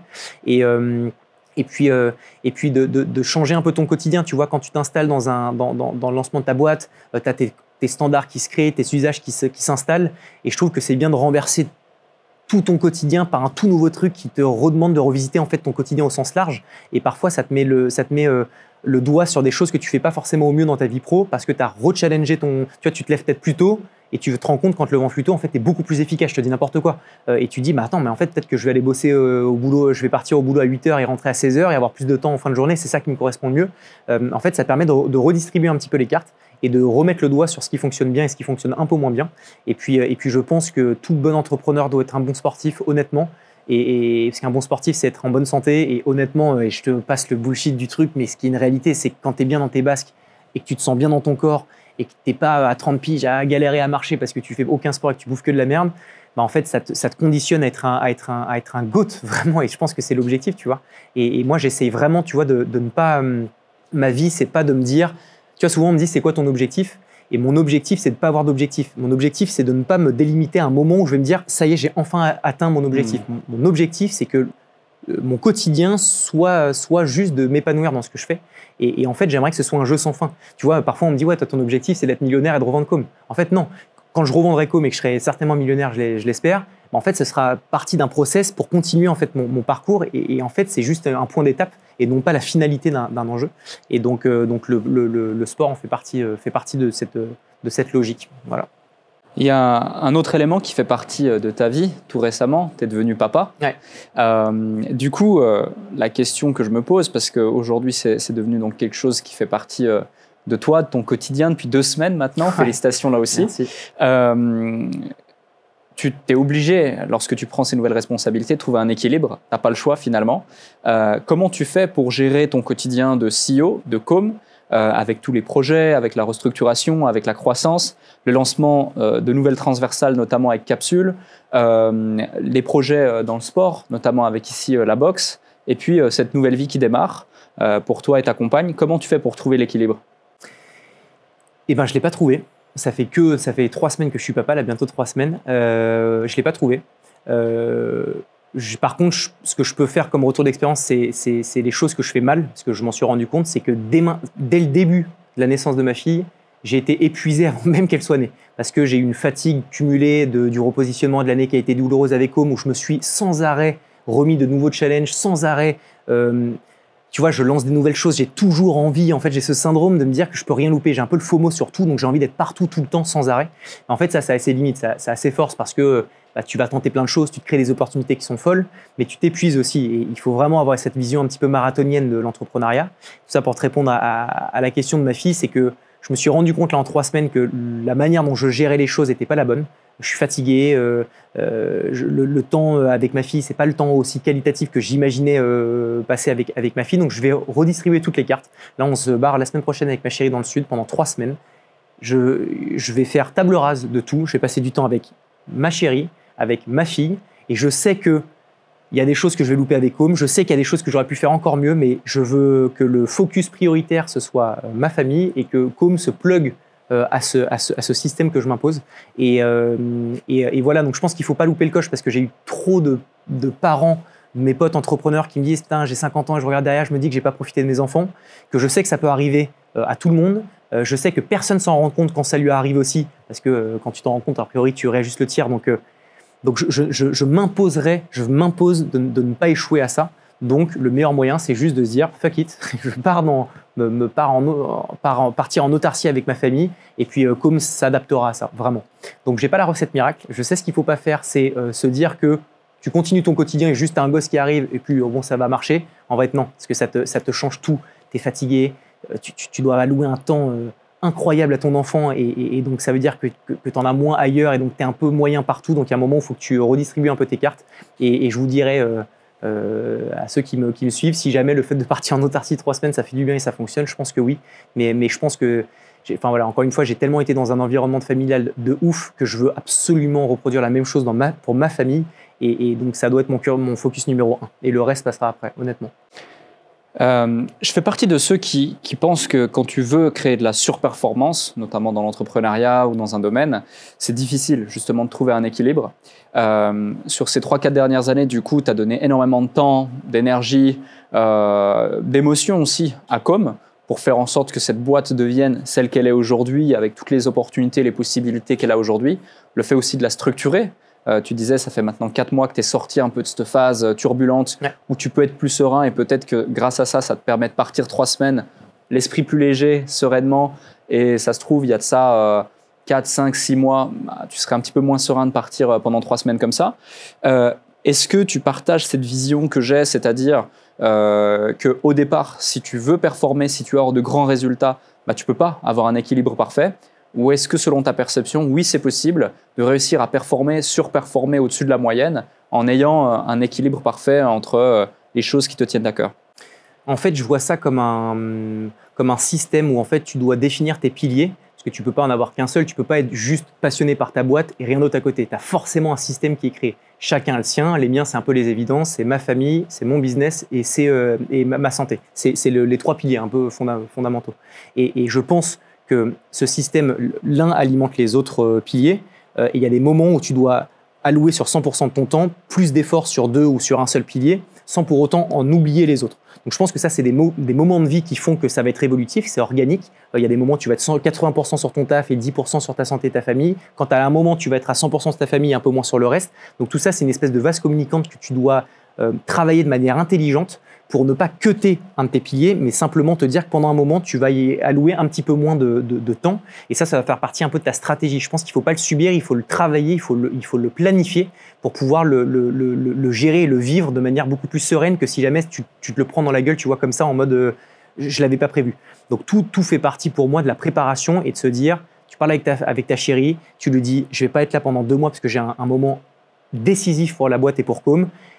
Et ça, tu dois le comprendre avec ta chérie ou seul si tu es seul et te dire, OK, je sais que pendant 2 mois, je vais moins voir mes potes, je sais que je vais moins m'amuser à faire la teuf, à faire n'importe quoi. Par contre, je vais prioriser, me focus sur ce pilier qui est à un moment donné de ma vie le plus important. Donc, je vois ça un peu comme un espèce de système. Et le but du système, encore une fois, c'est que si tu enlèves un pilier, le système fonctionne plus. C'est le but d'un système. Donc, il faut vraiment réussir à identifier tes points majeurs et puis savoir allouer du temps aux bons endroits, au bon moment et surtout le faire évoluer et se dire, Com, j'ai mis 100% de mon temps ou 90% de mon temps sur Com. Là, c'est peut-être le temps, mon moment dans mon système, à ce que j'alloue plus que 60% et que j'en alloue plus sur d'autres piliers de ma vie à un moment donné, quoi. Ce qui fait aussi que tu peux allouer moins de % de ton temps à Com, c'est que tu as délégué, tu as structuré. Ouais. Entrepreneur comme CEO, finalement, on n'apprend pas forcément à le devenir. On le devient et en le devenant, on apprend. Parfois à nos dépens, parfois difficilement, etc. Aujourd'hui, ton quotidien en tant que CEO, c'est quoi? C'est de la prise de décision? Est-ce que tu es encore dans l'opérationnel? Comment tu as structuré tes équipes autour de toi de façon à pouvoir être un petit peu plus serein et moins dans l'opération? On a fait monter, soit on a recruté, soit on a fait monter en compétence des personnes des équipes pour devenir des middle managers. Donc, c'est qui gèrent leur entité par pôle. Donc, tu vois, on a la partie marketing com, on a la partie production, on a la partie post-production. Tout ça, c'est les verticales internes à Com sur lesquelles on a mis les bons acteurs qui, eux, gèrent leurs équipes et qui sont, eux, managés par moi. Donc, moi, j'ai une équipe de middle managers de 4 personnes que je pilote. Donc, ça, c'est un de mes quotidiens, c'est de correctement les piloter et de correctement les éduquer sur ce qu'on doit faire et retranscrire les bons messages de la stratégie globale de Com, qui fait partie aussi de mon taf, c'est faire piloter le navire et donner la bonne direction à Com avec Flo. Ça, c'est mon gros taf. Il y a la partie communication, donc comme on l'a dit, j'incarne beaucoup Com, je crée beaucoup de contenu autour de moi, autour de nous, et c'est 90% de notre chiffre d'affaires, il vient de ça, donc je passe beaucoup de temps à ces sujets. La partie donc, communication, managériale, stratégique et culturelle des équipes. C'est vrai que j'essaie d'insuffler au mieux et régulièrement encore une fois un standard et un environnement dans lequel les équipes peuvent se projeter dans le temps et dans lesquels ils se sentent bien. Et donc ça, c'est mes 4 gros piliers de taf, tu vois, chez Com. Tu disais tout à l'heure que vous aviez réussi à faire de 0 à 3 millions d'euros de chiffre d'affaires 100% inbound et sans commercial. Ouais. Aujourd'hui, est-ce que les choses ont changé? Est-ce que vous avez mis en place une structure commerciale? Est-ce que vous avez d'autres leviers d'acquisition que l'inbound? 95% c'est encore de l'inbound. On a PA, qui est notre premier commercial qui est arrivé il y a 4 mois, qui est en train de travailler notre stratégie d'outbound. J'ai pas envie d'arriver avec tu vois, la stratégie du cold calling et de faire que ça et me dire que ça va fonctionner au bout d'un moment. Je crois beaucoup à la stratégie des partenariats, je crois beaucoup à la stratégie du réseau qui fait que d'une certaine manière, tu fais de l'outbound mais de manière un petit peu plus réfléchie. Tu vois, l'outbound pour moi, c'est aussi créer des événements sur lesquels tu vas, je te dis n'importe quoi, mais inviter les meilleurs prospects et clients idéaux pour toi, créer de la valeur, créer du réseau, créer du contact pour finalement demain réussir à faire du business avec. Donc on est en train de piloter ça. Je pense que ça va être effectif d'ici 3-4 mois, parce qu'à l'inverse de ce qu'on faisait avant, à se dire on fait tout de suite, prends ton téléphone, appelle tout le monde, on le travaille, on le réfléchit pour pouvoir orchestrer la strat de manière la plus optimale possible. Et puis là, il y a quand même la logique maintenant de croissance externe qui fait qu'on va racheter de l'EBITDA, qu'on va racheter de la croissance, donc on va racheter aussi des clients chez les nouvelles enseignes qu'on intégrera. Et ça va permettre de pouvoir faire en fait croquer les différentes entités des clients avec les autres. Et ça, je pense que c'est une très bonne stratégie pour se développer. Pour celles et ceux qui nous écoutent et qui ne sont pas forcément familiers avec le concept, est-ce que tu peux nous expliquer la croissance externe? Oui, pardon. Ouais. Et aussi, finalement, est-ce que cette croissance externe, vous allez la chercher dans l'écosystème vidéo, production, image, personal brand, ou aussi dans des transversales qui sont complètement différentes de celles que tu maîtrises aujourd'hui? En fait, ça nécessite, pour répondre à cette question, il faut redéfinir qui on est. Et comme on n'est plus une agence vidéo, comme on est une agence de communication, et on s'occupe de faire rayonner les entreprises. Et derrière ce terme, tu peux mettre 1 milliard de choses. Tu peux mettre de la création de sites internet et de chartes graphiques, tu peux mettre de la gestion des réseaux sociaux, tu peux mettre du marketing d'influence. En fait, c'est suffisamment large pour imaginer une infinité de verticales. Donc ça, c'est le premier point. Donc on a vraiment envie de verticaliser au mieux ce qu'on va faire dans le but de faire rayonner nos clients et de la meilleure des manières. Et la croissance externe, donc c'est le rachat d'entreprises. Donc soit partiel, c'est-à-dire on rachète en règle générale une grosse majorité des parts d'une boîte, donc au moins 51% d'une structure, ce qui fait que tu l'intègres à ton groupe, donc tu as 51% des parts. Tu as encore les fondateurs avec leurs process, avec leurs outils, avec leur histoire, avec leur chiffre d'affaires, avec leurs clients qui viennent. Et leurs équipes. Et leurs équipes, exactement, qui se disent je lâche des parts de la boîte à un gros groupe, mais en échange de ça, ils vont pouvoir me faire grossir beaucoup plus rapidement avec nos médias, nos réseaux, nos clients et tout ce qui va avec. Et nous, notre enjeu, c'est de nous dire, plutôt que de relancer from scratch de leur relancer au démarrage une nouvelle verticale, d'essayer de comprendre le marché, d'essayer de trouver des premiers clients, en fait, on achète quelque chose qui fonctionne déjà et qui fait 100 au jour 1 et qui, avec nous, vont faire 200 ou 300. Et c'est ça tout l'objectif. Donc nous, là, ce qu'on regarde sur le marché, c'est des verticales qui sont complémentaires à Com actuellement, et des boîtes qui sont rentables. On ne cherche que des boîtes rentables, donc qui font déjà de l'EBITDA, donc du résultat net. Et donc s'il y a des personnes qui nous écoutent et qui ont des choses qui sont en lien avec la communication et qui ont envie d'aller beaucoup plus vite, d'accélérer, qui ont peut-être au moins 2 ans d'existence, on est ultra preneur, on a beaucoup de dossiers, ce qui est assez ouf. Et ça, je pense que c'est grâce à notre notoriété un peu globale sur les réseaux. Et ça va être notre stratégie pour, je pense, les 3 à 5 prochaines années. Okay. Donc voilà, parce que c'est un truc qui prend du temps quand même. Vous avez établi un plan de croissance en nombre de sociétés que vous voulez intégrer au groupe par an ou autre? Alors, c'est moins le nombre de sociétés plus qu'un chiffre d'affaires et donc un EBITDA relatif. Sur 3 ans, on veut faire 10 millions d'euros de chiffre d'affaires. Okay. Donc, avec 70% de chiffre d'affaires généré par Com et 30% par la croissance externe, donc le rachat de chiffre d'affaires, avec un EBITDA qui va se situer entre 20 et 30%. Donc, ce qui commence à faire un groupe qui est intéressant et qui nous permet d'avoir de la force pour faire encore d'autres choses demain. Et voilà. Ce qui fait du coup une croissance de plus ou moins 80% pour Com sur les 3 prochaines années. C'est quoi le plan pour aller chercher 80% de croissance sur 3 ans avec une boîte comme Com qui est déjà une belle boîte, faut le dire, 4 millions d'euros de chiffre d'affaires dans cette industrie, dans ce domaine, c'est pas simple. C'est de la prestat de service, c'est pas aussi scalable qu'un business en ligne ou autre. Et 80% de croissance en 3 ans pour une boîte qui a déjà 4 ans, c'est un bel enjeu. C'est quoi le plan? Ça a été déjà le plus dur a été fait, ça a été ce repositionnement et ce travail en interne qui a été effectué avec la culture en interne, les équipes et les ressources. Et maintenant, la vision qu'on transmet à nos prospects idéaux qui sont les plus grosses entreprises avec des paniers moyens qui sont beaucoup plus importants. On passe là en moyenne d'un panier moyen qui est situé aux alentours de 15-20 000 euros à des paniers qui sont plutôt aux alentours de 200-250 000 euros. Donc nos clients idéaux, c'est LVMH qui est client chez nous, qui nous dit j'ai 250 000 € et on doit faire des contenus de marque employeur, des interviews, des émissions, et tu vois qu'il y a un espèce de panel de communication. Et vu que ça, on a fait ce travail de repositionnement, on est en train de faire une nouvelle identité graphique pour être un petit peu moins assimilé à la start-up sympa, bah, ça va nous permettre d'avoir les épaules et l'image qui nous permettra d'aller chercher nos clients idéaux pour pouvoir atteindre ce chiffre d'affaires. L'interne est quand même bien géré. On a des outils, on a des process qui sont bien millimétrés. Ça va évoluer dans le temps, c'est sûr, mais on a quand même une base qui est très bonne et je pense qui est d'ailleurs meilleure que certains de nos concurrents qui sont très créatifs mais qui sont peut-être pas suffisamment business oriented. Nous, ça, on le bosse. Et puis, l'élément majeur, c'est vraiment la sexiness de marque qui fait qu'on crée du lien avec nos clients et nos prospects, qui fait qu'il y a du réachat, de la rétention et qu'il y a de plus en plus de demandes entrantes et qui vont dans le bon sens du développement de com. Donc, ça va être sur ça qu'on va centraliser nos efforts. J'identifie quelque chose d'intéressant pour ceux qui nous écoutent et qui peut-être démarrent. Tu sais, souvent, on a ce fameux syndrome de l'imposteur et on ne sait pas trop comment positionner nos prix, etc. Et lorsque tu t'es lancé, justement, il y a 4 ans, tu disais j'ai mis une vidéo à 1 000 € parce que c'est cool 1 000 € et symboliquement, je l'ai posé comme ça. Ouais. Là, tu évoques le fait de travailler avec des groupes comme LVMH qui arrivent et qui te disent on a 250 000 € pour faire tel projet. Alors, ce n'est pas pour une vidéo, tu l'as évoqué, il y en a plusieurs bien sûr. Mais il y a quand même un monde entre faire des petites vidéos à 1000 balles, pour reprendre tes termes, et avoir comme client un groupe tel qu'LVMH à 250 000 € de dossiers sur des projets. Quel est le switch mental que tu as dû opérer justement pour pouvoir aller chercher ce type de client aussi rapidement, parce que 4 ans dans l'échelle d'une vie ou dans l'échelle d'une entreprise, c'est rien du tout. Et parfois, en l'espace de 4 ans, déjà quand quelqu'un augmente ses prix de 100%, il pense avoir fait un exploit. Là, c'est juste énorme, la différence et le gap.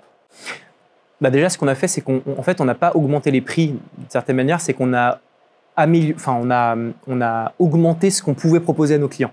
Tu ne peux pas arriver avec le même service à un prix qui est 100% plus onéreux. Donc, on a dû réfléchir et se faire un peu mal en se disant comment est-ce qu'on peut compléter notre offre qui justifierait d'avoir des paniers moyens qui sont plus importants, sur lesquels on ira le faire le plus de marge pour nous et le plus de valeur pour nos clients. Parce qu'encore une fois, la prod dans le dur d'une vidéo à 1 000 €, c'est très compliqué d'aller faire de la marge. C'est très compliqué d'imaginer d'avoir une croissance pérenne qui se fasse. Donc, on a à la fois été très malin avec cette offre à 1 000 € parce qu'elle était très attractive et c'est le premier réflexe quand tu te lances dans un océan rouge que de se dire je vais faire la même chose que mes concurrents mais moins cher. C'est un peu l'évidence et un peu c'est facile, tu vois, c'est la facilité.